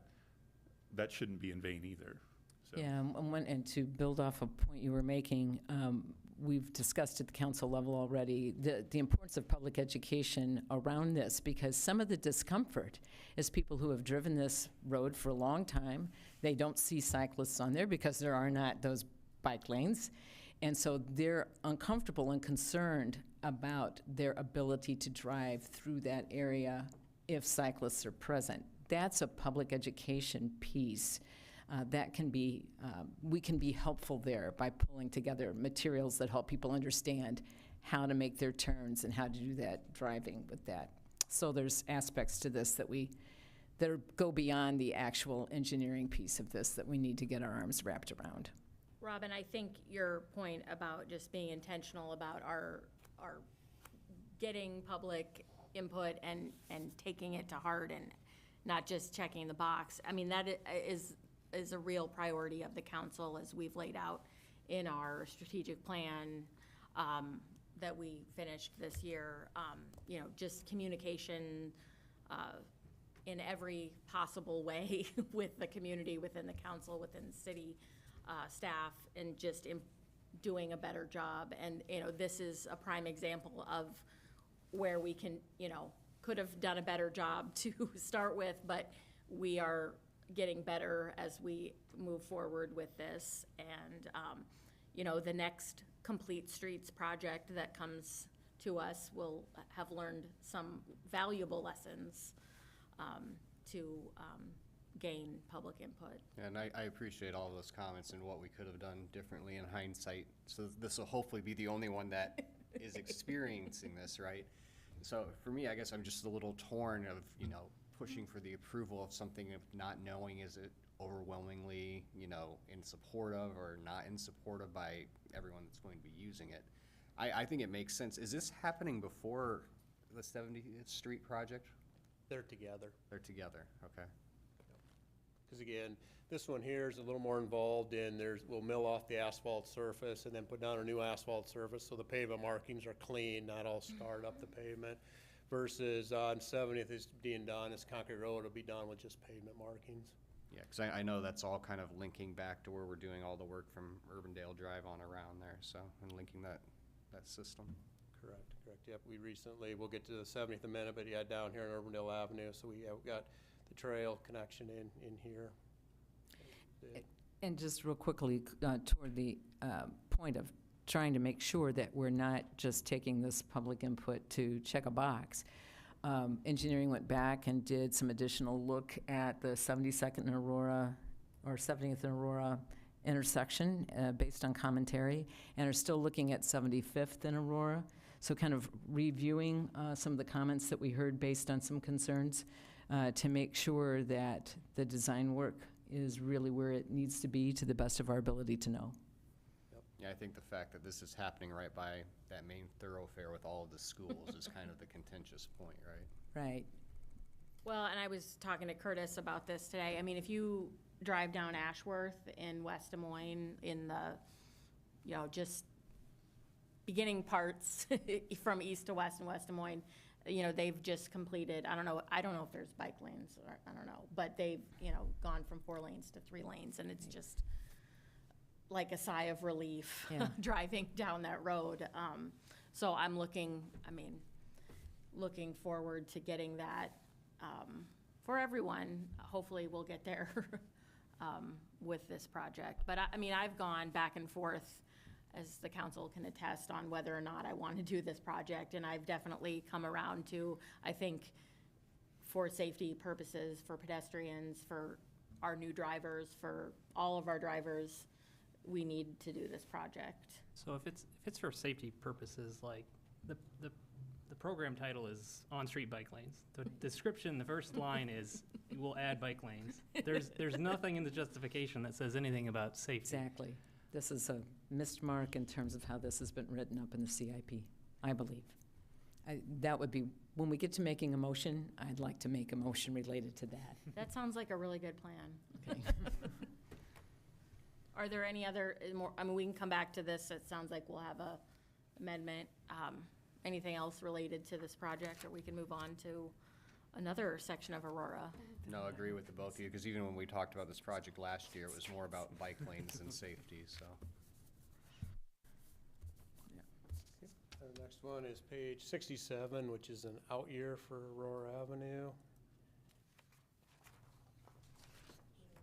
So page 68 is our community entrance signs, just a little update. So in 2023, just recently completed, we have one up at Northwest Urbandale Drive by the interstate, up by kind of north of Target. And then we did one at 100th and 54th with our, kind of tell everybody as they're coming out of Johnston or Grimes into Urbandale that you're in Urbandale. And then the southwest corner of the 86th Street interchange, we just finished up our sign there. And then we have under construction, our current project is we're up on our north corporate limits at 128th Street. So up where the new warehouses were built, up on the Grimes border, we've got a sign there. And then on 104th and Hickman by CarMax, we also have a sign there letting you know that you're on Hickman coming into Urbandale. And we're looking to continue to keep adding those signs each year. Page 69 is a maintenance or preservation, we call it. So we are looking at doing patching on Douglas Avenue and Douglas Parkway on both sides of the interchange from 111th Street out to 121st Street. John, how is that gonna tie up traffic? We still will do it one lane at a time. So Okay, you'll still because have I'm a lane thinking through. about Hickman and people. Oh, Correct. I've been, again, based on all the information I have on the schedule for how Hickman's going, I've been working these projects Okay. all around that so Okay. that it's not happening while it's a detour or anything Okay. like that. So I'll probably get burned and things will run slow or long and then they'll overlap. But my goal right now is I've been looking at all that and trying to Okay. kind of pace that all together. So the 70th Street redevelopment, or I guess page 70 at Douglas Avenue. Basically, this one, we've hired a consultant to kind of help us figure out what the downtown master plan should look like and any improvements with Douglas or the surrounding neighborhood. We're looking at it's probably got 6 to 8 months left to complete that process so that next year we'll be able to come back with very specific projects to add into the CIP related to kind of revitalizing the downtown area. That's one of the main goals we've stressed to that consultant is we need tangible projects that we can start doing to make improvements down there. So more to come, but nothing really to share right now other than there's been a lot of public meetings with the downtown groups and there'll be plenty more public meetings for people to provide input. And I guess we just completed a survey, a citywide survey as well for input.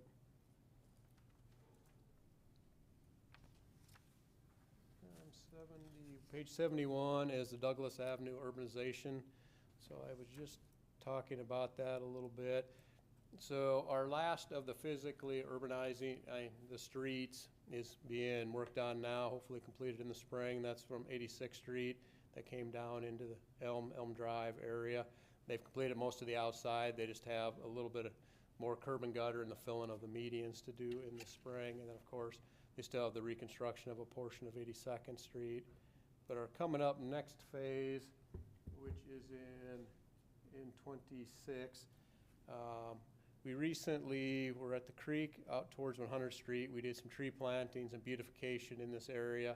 In the past, we have done it out at the Douglas interchange. So our next piece in 26 is to tie those two pieces together.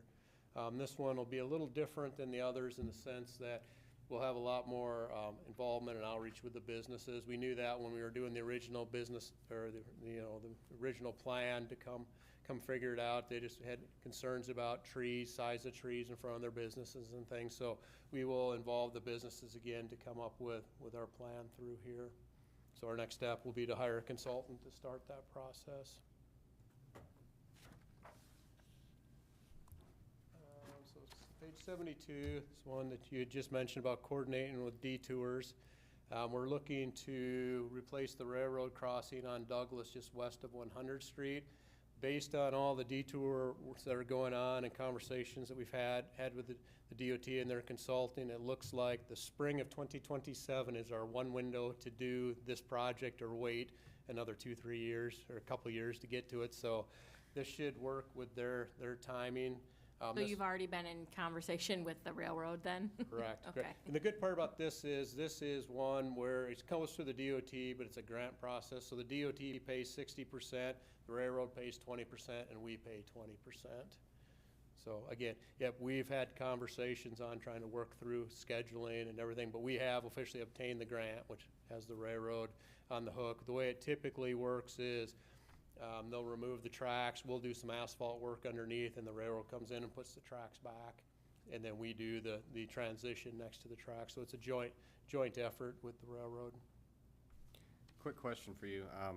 With the Douglas Avenue modification, you say it's ending at Elm right now. What happens east of Elm, or is that kind of part of the? That's already has the curb and gutter. It's not a rural section anymore. So we've basically, when we call it the urbanization, we're removing the rural cross section of it where it has the ditches and no storm sewer. We're filling in those ditches, adding curb and gutter and the intakes and things. So that's what we're really doing is taking away that rural feel and making it more urban as it's in town. So basically, as we get down to Elm, it was already curbed the rest of the way east. And I guess we've been working on this, from the interstate in over the last probably 10 years or so.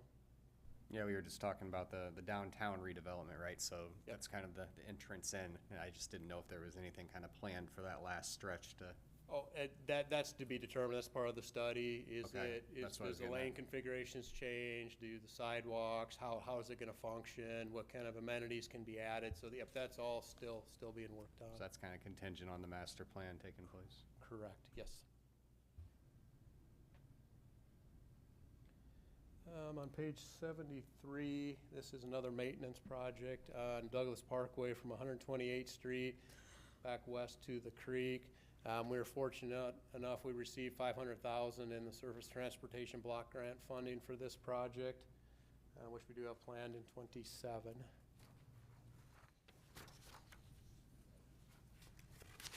It's the one I'd mentioned before. It's a new in the CIP on page 74, but it's the reconstruction of the Hickman frontage road. So again, we're just west of our Parks and Public Works. This frontage road's in rough shape, so we'll reconstruct that, which will allow us to use that to continue connection of the trails, along with improving the sidewalk connection here. So that's planned in 2028. Page 75 is the Hickman interchange. I'll go into a little more detail on that in a minute. Just wanted to point out, you'll see there the sheet itself probably has a lot different format than last year. Kind of one of those things, it kind of gets misnomer, or, you know, like when the MPO is doing stuff, they see our total amount of 100 million. We changed this up to make sure it was clear.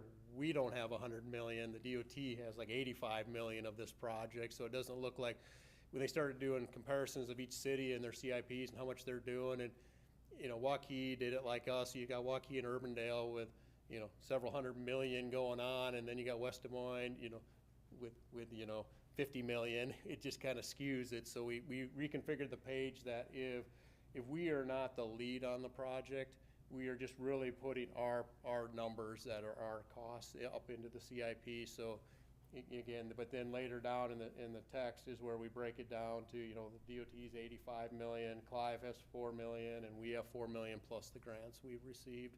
So just to maybe make it a little bit more of a truer document on what are the city's costs and projects we are doing. Why are our numbers in 27? Basically, we have them in 27 because on the schedule, the DOT is doing work on the interstate in 25 and 26. The Hickman Road stuff, which includes our amenities, happen in 27. We also currently have it in 27. There is maybe a chance to delay some payments with the DOT, but again, we just have to get to that point first.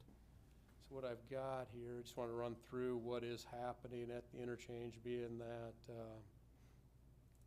this is probably the most exciting project I guess we have in here, the most impactful. Your excitement level kind of depends, I guess, on what things you like here, but so just looking at it here, so we've got the interstate running north-south here. So this is Hickman Road, and again, we're looking to make it a divergent diamond, which will be similar to, there's one in Waukee, one in Ankeny. What makes these kind of interchanges unique is normally, if you're going eastbound, you'd continue east and you'd have to turn in front of traffic to go north. With the divergent diamond, you'll be from the south side, you'll have a signalized intersection, it'll take you to the north side of the road, and then you can just take your left here without having to cross traffic. If you're looking to continue east, you'd come back through a signalized intersection and back onto what you'd call the standard size of the road. So this does improve safety greatly, that you are not crossing and turning in front of people. You can also see that this was a big thing for us, is to get the trail system through the interchange. That's something that Clive and Urbandale went together on, was the trail, and then the different enhancements at the interstate here. So we're splitting those costs 50-50 minus the grants that we've been able to obtain together. So we've got a bridge that, this is Lifetime Fitness up over here, the bridge that'll come up and over for the peds up and over the ramp. You'll come down, go through a box culvert under the interstate, come back around, go up and over these ramps, and then come back down on the trail over towards the entrance to over to the Living History Farms. Just kind of an overview too. You can see some different plantings within the medians. So here's just another view. So again, we're kind of by Lifetime Fitness looking out. There's also going to be a culvert under Hickman Road. So there'll be a connection that'll come along the ramp and the truck stop that'll connect you down to the Clive Greenbelt. So that'll tie these two trails together. That way we'll have a good connection here west of the interstate, and we have a good connection on 100th Street. Is that trail falling into Clive's budget then? We agreed to split everything. Okay. Because again, otherwise they could say, well, this other one's on the north side of the interstate, you pay for it all, including the bridges. I just didn't recall touching on that one. Maybe that was back in the trail section, the link down to the Greenbelt Trail. Oh, that's all in this project. Okay. It's all being built with the DOT project. You'll also note, so far, we've gotten $2.5 million in the STP, another 800,000 in TAP. There's been some talk, I think we'll probably get another 1.1 million in ICAP, and there's, again, some talk we could get almost 500,000 in some other DOT funding. So there's still some funding we're working on, but all this is included, and we're just splitting everything 50-50 on it. So does the additional funding then reduce the Clive and Urbandale portions? Correct, it'll then? reduce the 4 million. Okay. We just, again, nothing's been officially awarded yet, but I think things are looking good for us. Oh, this is exciting. When is this picture reality again? This will be occurring in 2027. The landscaping, 28, 29, it'll look like this, maybe 30. I want to temper everybody's expectations. It takes a little time to get all this stuff to grow and look like the renderings. Yeah, it's a big deal. So here's just another look of, you can kind of see For the first time. going underneath the bridge and our plantings. And here's kind of what it looks like from the street level. So again, we'll have some plantings out here. We're looking at having some monuments in the median. And then we'll also have some under the bridge that kind of serve two purposes here. They're decorative, and at the same time, they also help block the headlights between the two different sides of the road. It's a really great idea. And then here, again, just showing a little close-up of the bridge that crosses from Lifetime Fitness heading over the exit ramps.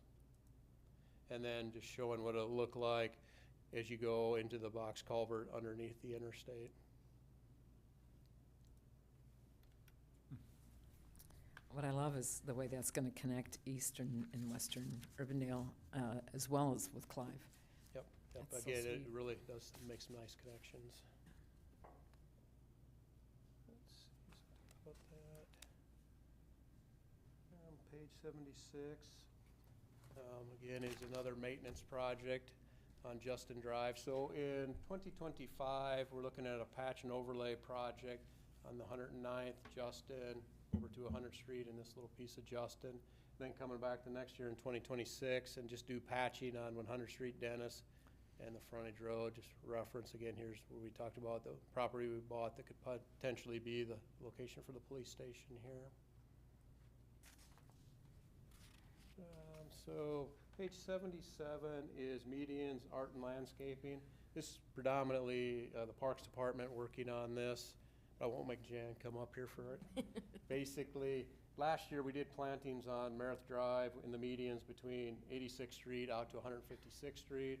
Now in the 2025, we're planting on this stretch of 156th Street from Douglas north up to Waterford Road. So again, planting some more trees in our wider medians. So just curious, why don't we bid that out when we actually construct the roadway in the medians? Have that part of the project. We could, just usually, again, we like to try to get the grass to grow first, and as I said, that usually takes a couple years, 3 years to get the grass growing, and then come back and try to plant in trees. Feels like you get pretty cost effective with the contractors able to plant some trees where they're there. I'd say the other part is, we weren't planting trees in medians up until last year. No, I love it too. I do. I live out that way, and the more trees in the medians, I love it. So it's This has been one of my projects. great. Is to see, we have these incredibly wide medians, especially out west, and there's nothing but grass in them, and there's not a clearer sign on 156th Street from when you go from Urbandale to Clive. Right. You know where that line is. You know where that line is without any signs, because they have stuff in the medians and we don't. No, it's good to see this. I think the other thing that it helps us doing it after the fact is, you have a roadway guy as your prime contractor, he's just looking for any sub that'll do trees really cheap, versus bidding them on their own. Then you're just getting a tree guy that's his own prime contractor dealing with it. I think we probably have a little better luck on it that way. Yeah. I could argue both ways, but I understand your point.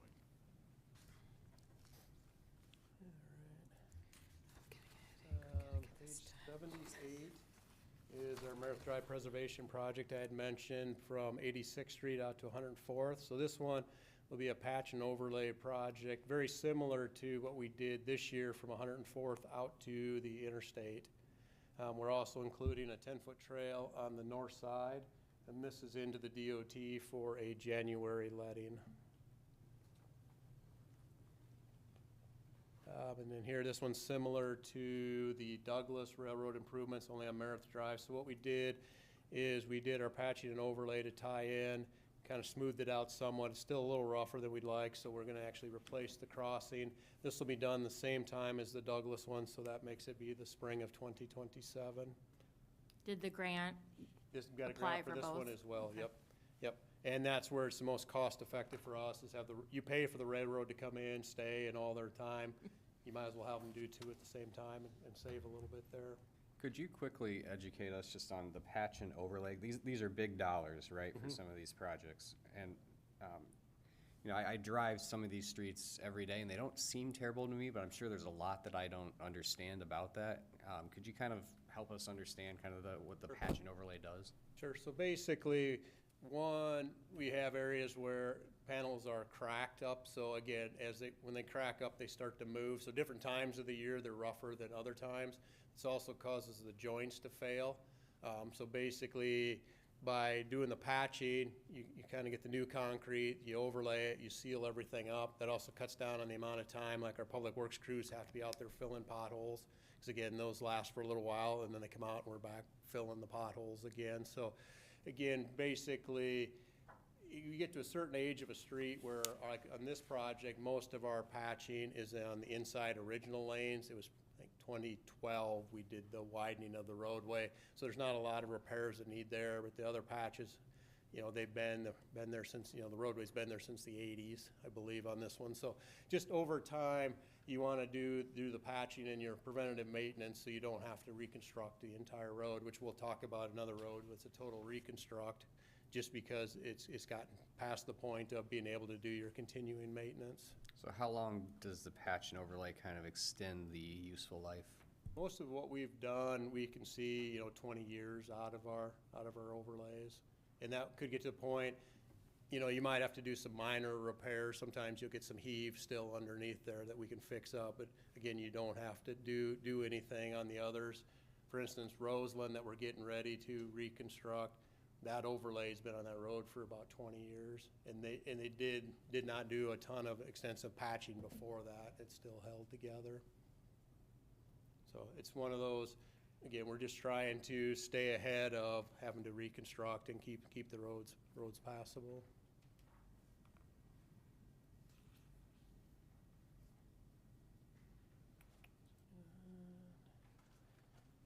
So on page 80, this is the reconstruction of Meredith Drive between 170th and V Avenue or 184th Street. This one here was in 28. I've moved it to 2030, the out year, based on Clive's current schedule. They're working with Waukee to what they call Alice's Road, our 170th, to do their reconstructions all the way up to Meredith, and they've got their funding booked up to that point. So it's going to be difficult to have them contribute because the south half of the road, they have half of the cost of the road. So I put it to where, I hate to do it, but I put it where I think it's most realistic. If we got to be a point where something had to be done sooner, we'd have to get it in conversations with Clive on how that would occur. But again, just wanted to be able to free up money and help things balance if I didn't think it was going to happen in that year.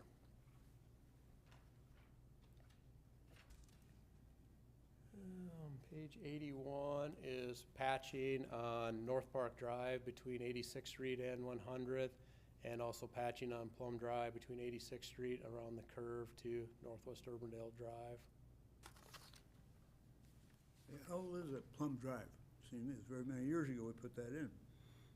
We've got the piece over here, I think was 07, if I remember right, and I think this piece was 12. And on these, that's why you can also see it's a little under 600,000. It's not a lot of money in here. Part of that is also to deal with the brickwork that's out there. That's something that does take more maintenance than your standard patches. We have done some previous brickwork repairs as well.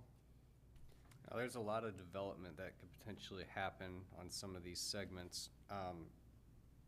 Would there be a chance that the construction could re-ruin any of this work? It shouldn't. These are arterials that we build to a higher standard. So these are the 8 and 1/4 fully reinforced pavements. So again, over time, you do have some where, again, some panels start to crack, start having some issues. We just like stay on top of it, fix them, and then, again, keep the road lasting longer. Yeah, I've seen the failed brickwork there on Plum. I just didn't know with, all the trucks and equipment they could be running in and out of there. If we did something, I wouldn't want to ruin it again right away. No, we have more of that issue, what we call our temporary roads out west, so we might do the asphalt. Typically, they work great for the passenger vehicles. The subdivision happens, the concrete trucks start coming in daily, then we start getting rutting and issues. But the pavement out here, it's intended for those heavier loads.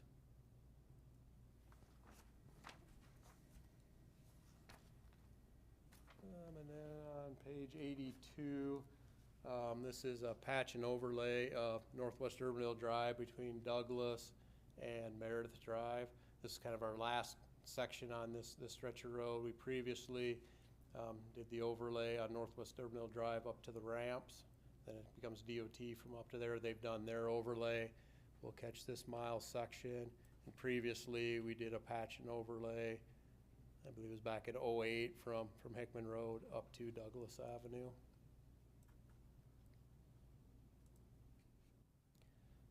This one here on page 83 also has a little bit different format because, again, Grimes will be the lead on this project. A little background. Urbandale was the lead when we constructed 100th Street and this first part of 54th Street. So now Grimes will be the lead.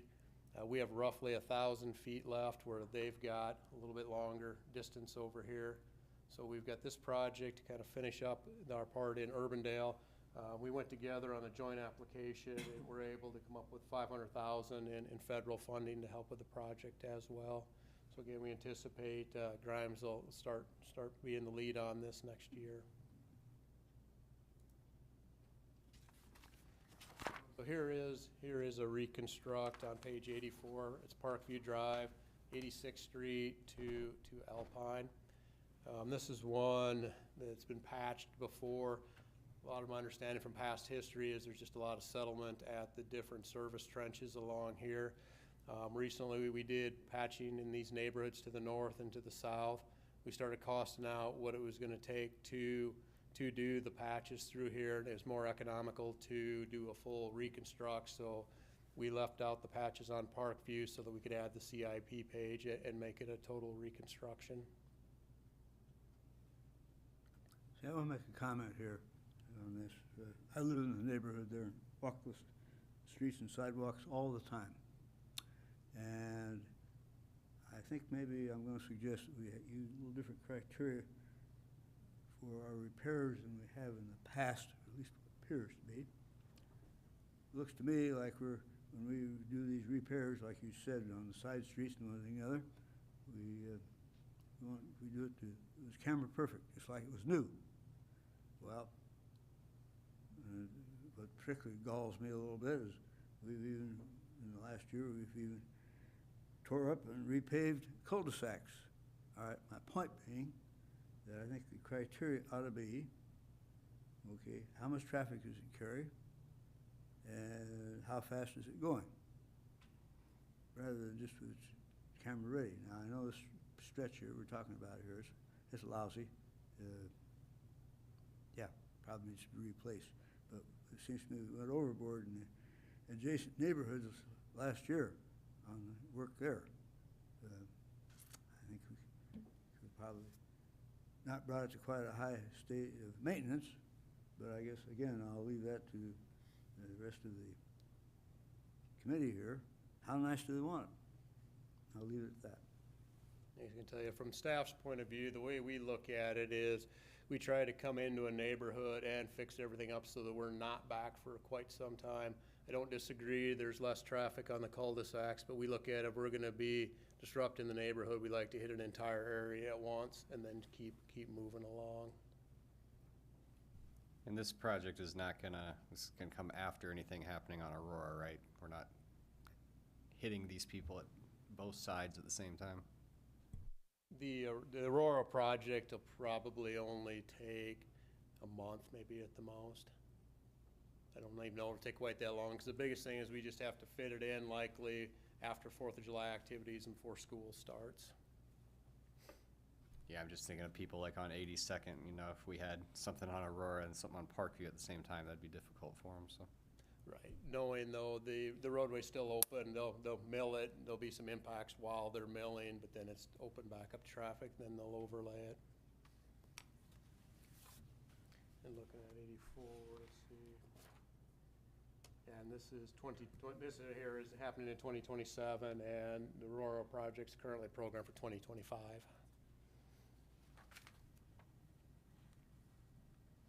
Our next one on page 85 is an out year. That'd be the extension of Waterford Road. Page 86 is the one we talked about earlier, is converting 70th Street based on the Complete Streets plan for accommodating the bicycles.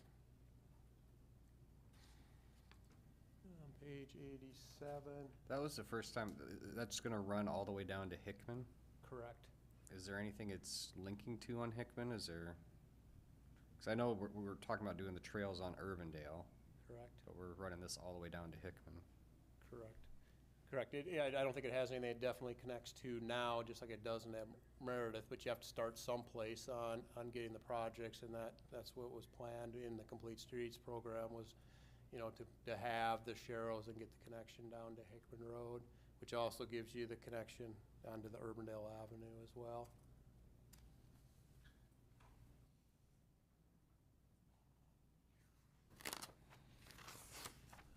Page 87 is a patching project on Prairie Drive and 106th Street, so just to the northeast of 109th and Douglas intersection.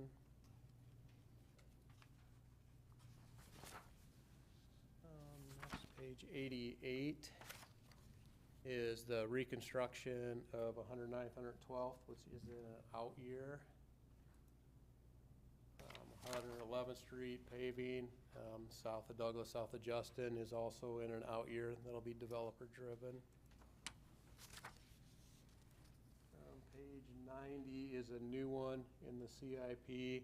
This will be a maintenance project on 128th Street between Douglas down towards Hickman. This one is scheduled for 2028, and we recently received $1 million in the Surface Transportation Block Grant funding.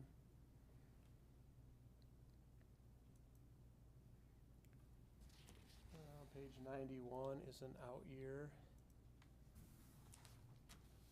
Page 92 is the reconstruction of 142nd Street from just north of Meredith up to Waterford Road. We've got this scheduled for next year, but right now we're still trying to work through some right-of-way issues that we're having and working with the city of Grimes on their portion, which is in this area here. This down here is Urbandale, and the west side is Urbandale. So currently working on that project. It's under design. And then included with that is an overlay of the north half mile north of Waterford on 142nd Street, which is a joint project with Grimes. Do those streets see a whole lot of traffic, or is this kind of being done to spur development of what's left there? It's not really trying to get development as much as just as you get more traffic, it's easier to maintain than the gravel roads. Right now, neither Grimes nor Urbandale has that capability, so we would have to more or less hire Dallas County to do that for us. Similar to, you know, I'm trying to remember how long ago it was, but we did the same thing at an asphalt structure on 142nd Street that buys you quite a bit of time. And then we also did that on Waterford before we paved it. Waterford kept getting delayed though, and I think we went a couple of years past the useful life of that overlay, but Just a little bit. but we eventually got that done. On page 94, this is 156th Street reconstruction from Waterford Road up to Meadow Drive. This one's currently in 2028 in the CIP. This one's really going to be development driven. The reason for that is, right here, I guess in the mid-mile, is the break between the Waukee schools and the Dallas Center Grimes schools. So nothing's been proposed up here yet. There won't be a lot of traffic in this stretch, even with the school open.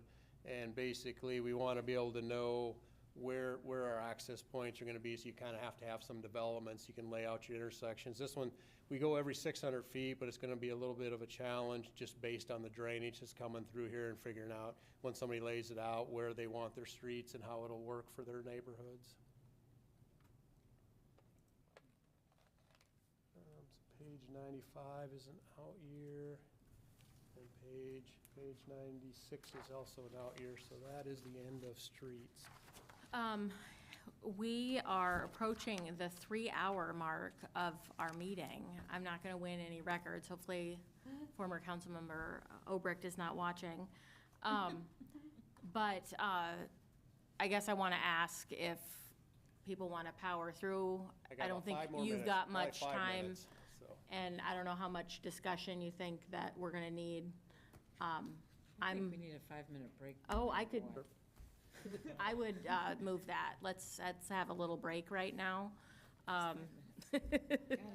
Yes. Come back in as soon as you can, I guess. There you go.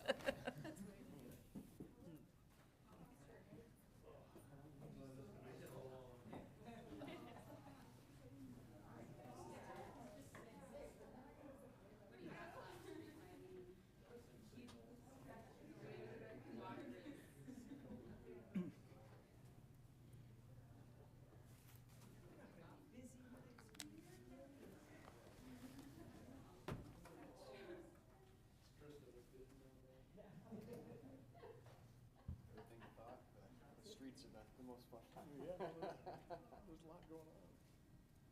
This is riveting. Wait, you want to see how it turns out? I can tell you about signals I think I've got enough. In excruciating detail. How much time you got?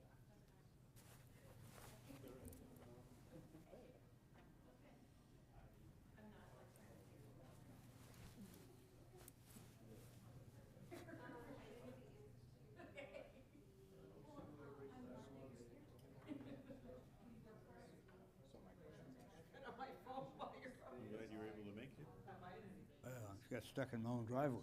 Oh. Yeah, I thought that I had sufficient time. Well, just endless traffic both ways, you know? Oh, where do you come out of? Well, 86th Street, just north Oh. of the Glory to Die Church. Okay. Yeah. Yeah, a lot of traffic this time of day. Well, I know that. I thought I'd planned sufficient time, but as it turned out, it didn't. I'm always amazed sometimes. I work in Johnston and live over by Lakeview. How are you? So I'll come up 86 or come south on 86. Yeah. Thinking No, about about my it. Tell you what, students I that I'm avoid going to it meet as with much tomorrow and west, come under the interstate. what I got to by the school, and offer. it's just a lot less stress, and it may take me a few minutes longer, but man, it's a lot easier drive. I know, we never sit this long, ever, right? No. My watch tells me. Yeah, I know, right? Move. Yeah, I know. Get up. Now, is your husband back? Well, next meeting I'll allow more time. I thought I'd done it right, but anyway, I didn't. It is what it is. I was here early because I thought I had a meeting at the library Do all of that. before this one, and it's not for 2 more weeks. Yeah. So I was plenty early. Too many meetings. Yeah. So I enjoyed my car for a little bit. Yeah. So he's in familiar territory, you know. Yeah, he's done it 4 times. Feel better? Thank God, yeah. This is brutal. I was mentioning before you got in here, I'm like, we need to have like granola bars. I totally forgot dinner tonight. Yeah, me too. Kinda coming here. We didn't have a chance. How was the weather? Well, my calendar was wrong. It said 5:30. I thought it was 5:45, but it said it was 5:30, so I rushed out the door. Invite said 5:30, yeah. Yeah, I rushed out the door and. Have you done it? No, but I've had friends that have done it. Yeah, the French route? Yeah.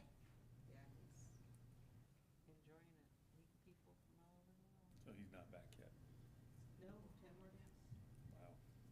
Yeah. He can have the dogs walked him 3 times a day. gonna say, there's- When he gets back, it's 4:30 in the morning at the headland. I know. I was out there, and it was not so comfortable this morning with the. It's beautiful though. Oh, it was. Wish I would have known that it snowed before I knew it snowed, because I would have liked to have gone out and got some photos. Yeah. Things. My daughter had to be at the airport at 5 this morning. Actually, they figured out that they were glad that it was early versus like 7, because it Yeah. probably would have gotten a little scary. But that's the same thing my husband got up and looked down and went, crap. Yeah. Gotta We'd clear off watch the car before we get out of the driveway. We'd watch the weather at like midnight after 11 after the football game on WHO, and they were like, yeah, dusting, trace. Yeah, Yeah. it was much more than that. Okay, I'm like, well, I was thinking, they're like, you might see it in the grass. I was saying this morning, I took today off to get all the leaves out of my yard. I woke up. Good choice. Build a snowman.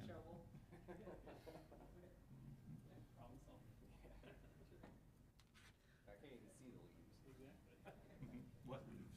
Yeah, what leaves? Go get there tomorrow. And I don't know if we met either. Dominic Pinelli, nice to meet you. Excuse me. Oh, sorry. That's right. You ready to roll? I think we're ready to go. Wait, yeah. Alright, so here's an easy page, it's the street lights. Basically, this just lists out street lights that get constructed with our main roadway projects, so no dollar amounts, those dollar amounts are all included with the roadway projects. And our last section is the traffic signals.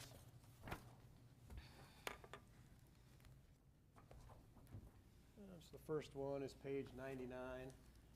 What this is an adaptive traffic signal system on Douglas Avenue, basically from 100th Street out to 121st Street. And what adaptive, we refer to that is, it's a little different than how our signals are timed today. Basically, you have a lot more detection and you have more or less a computer looking at it. It sees how the traffic's flowing in each location, and it can make slight adjustments as the traffic is flowing. We are doing our very first project with that.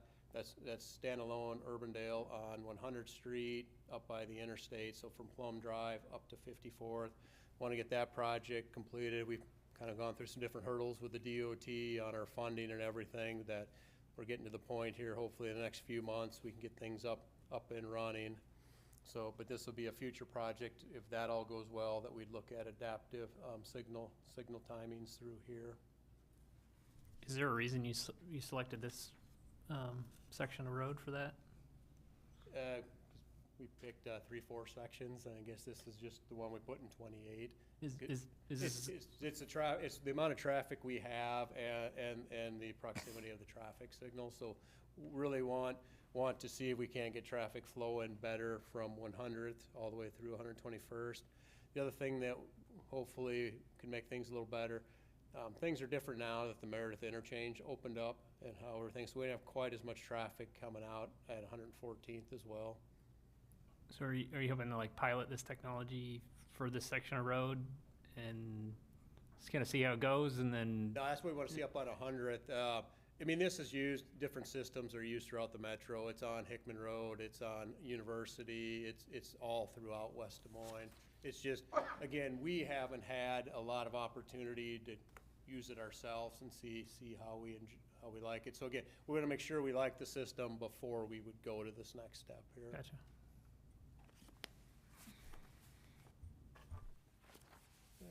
So page 100 is an out year.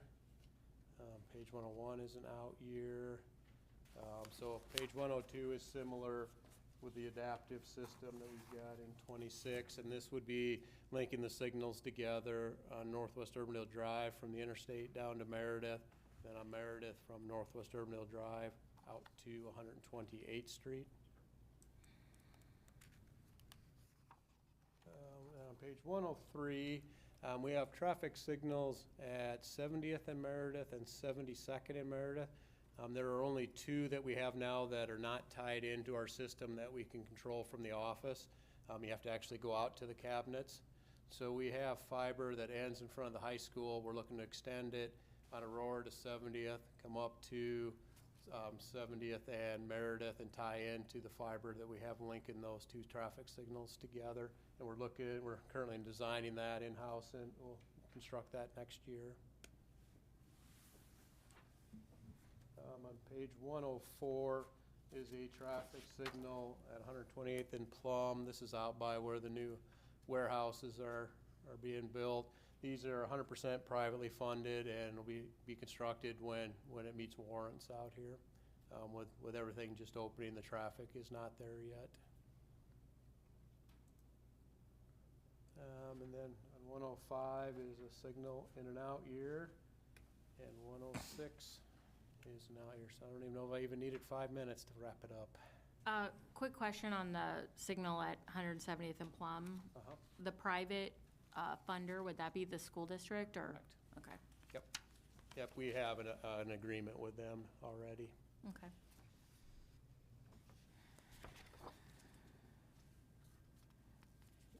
So that is the traffic signal section. And we don't do the water section. It's just For for you information. to look at if you want. Okay, so we've gotten through all of the presentations in 3 hours. But I think we had some excellent discussion. So, I guess we can do this. I'll go back through each section, and if anybody has any things they want to amend, we can discuss it in that section. So I'm sure there's lots of art issues, okay?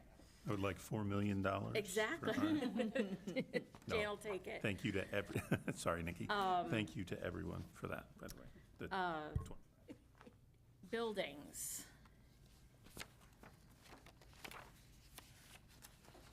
Okay. Hearing nothing. Major equipment. Okay, hearing nothing. Technology, nothing. Parks.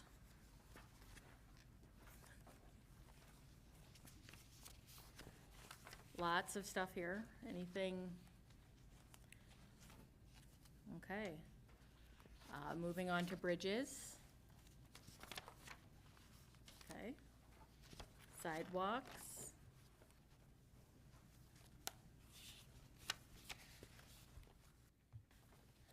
Okay. Stormwater. Anyone have any specific, Already said my piece on that. okay, and the minutes will reflect that. Okay. Streets, I think Pat had something she wanted to propose. Well, I think on these pieces that are part of the Complete Streets plan, perhaps the title should be Complete Streets. I don't want to hide the bike lanes, though. I don't think that would be perceived as genuine from us. So perhaps this one could be, for example, Complete Streets Road Diet with bike lanes. And then something similar on 70th, a similar title. But I also think that the write-up needs to reflect that the real goals here for most of these projects, in some places perhaps it is about the bike access, but these projects in particular, especially this one, was really designed to improve overall safety, to take these 4 lanes where people go too fast and bring them down to 3 lanes and really do that kind of work that these road diets can provide. So whatever material we might be developing, information we might be developing for the public, perhaps in addition to perhaps a handout for those who show up, that could be incorporated in this write-up. And so I don't know how to move that. except to say I would like to move that we recommend a title change and a more detailed description for our Complete Streets projects in this document. I'll ask for a second, and then we can have discussion. Is there a second? I'll second that. Okay. I'm going to look at you two guys right now. Is this something that can be done before we send it to the council? Okay. Or would we get replacement pages before the public hearing? Okay. That would be fantastic. Yeah. So probably for this one on page 66 and then the 70th? Okay, fantastic. And anything else in here that I'm not remembering whether it would be called a complete street or not. I don't think we have another one that's part of the Complete Streets plan per se, but we kind of did. Yeah, maybe something along Meredith or. Probably 50 pages, almost all this new stuff that's been added is based on streets plan. Well, there should be some level of indication of that. Maybe, though, that could be at the beginning of the whole section as opposed to page by page. Yeah, yeah. Okay, that's good. That's right. That's good enough. So I guess to specifically those 2 pages have changed those 2 pages and get those emailed out to us for the public hearing. So any other discussion on? I just have one Oh. quick comment on it. Okay. In that, I think we just have to be really careful with how we restate all of this, in that we don't want it to appear to be like we're retrofitting this to make it fit our narrative and not yours. So I think if Complete Streets was done 5 years ago, 8 years ago, whenever that was done, that, you know, credit is given to that study, so that when it's pointed out the main point of this was, in fact, safety and not bike lanes, and that they were a nice, maybe add-on to some folks. Whatever that might be, I think it's just really important that we're very transparent on, you know, this is what it was. It probably got, as already been stated, I don't need to go down that road, but I would just really attribute maybe some of that back to that study, if that's really the leg that there is to stand on. No, I think that's a really good point, John. I guess if you guys want to maybe have Pat and I look at it before, and then if we have, we can, when we vote on the whole document at the public hearing to refer it to the council, we can make any specific changes to those pages at that time at the public hearing in a couple of weeks. So we'll take a vote. I had a, Oh, no, oh, go you, ahead, did you, vote. did Yeah. you have any questions related to Pat's or comment? Okay. So should we take a vote on Pat's amendment? Motion by Bodie, second by Hilbert. All in favor, say aye. Aye. Any who oppose? Okay, fantastic. Thanks. You had another, Had one question for you real quick, and then, I had Okay. a couple of comments. Okay. We keep referring back to the Complete Streets, which was done fairly recently, 2019, but as cities continually evolve, how long are we kind of going to reference Complete Streets without looking at that again?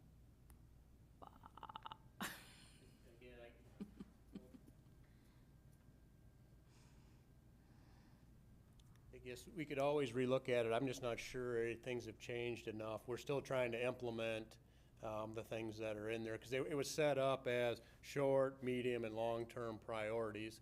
So we're still working through those. There's also, I would say, probably a quarter of the document is areas like when we show it on Hickman Road, that would be really nice if we could get a trail through there. So there's a lot that are developer dependent, or they're alongside an arterial that hasn't been reconstructed yet. There's, several we cannot do yet, but again, I think it's still a good document that we're still trying to work our way through, because we knew going into it that, we'd work on the short ones, and those mediums would take a while, and of course, there's just long-term ones that still take a while. And I think, as a staff, every opportunity we get to work one into a project, we look at it, evaluate, and try to do that. Yeah, thank you for that answer. And then getting to, I don't want to change anything for this year. okay?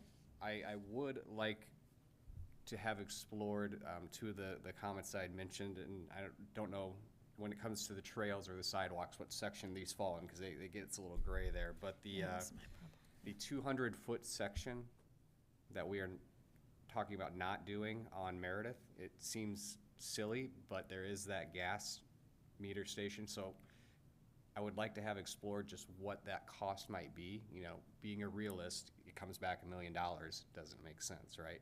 But I don't know that we've kind of assigned a price or explored it at all.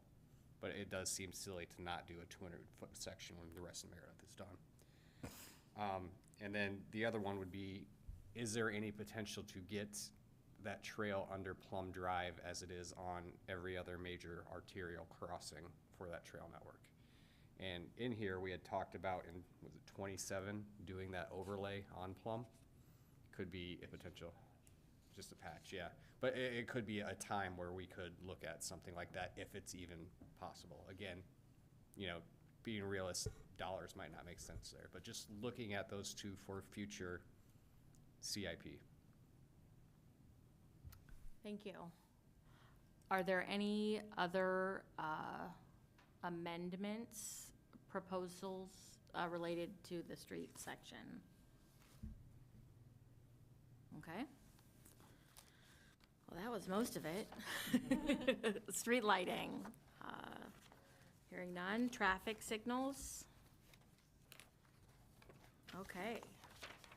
So, good work, everyone. I think Nikki will, and Addison and Viviana will be doing a little bit of work to get us ready for the public hearing in two weeks, the 16th. So look for some new pages related to the Aurora and 70th project. Is there anything else? Oh, no. Yeah, definitely. Anybody? Yeah, I think, no, we're good. Do we know the date of it's January 21st, but is it a normal 6 p.m. time for the CIP public hearing for the council? Yes. Okay. Okay. Okay, well, thank you all for 3 hours plus of your evening. We did some good work tonight. I think we've got a lot of great projects ahead in Urbandale, and we'll see you on the 16th. Thank you. Thank you. Thanks.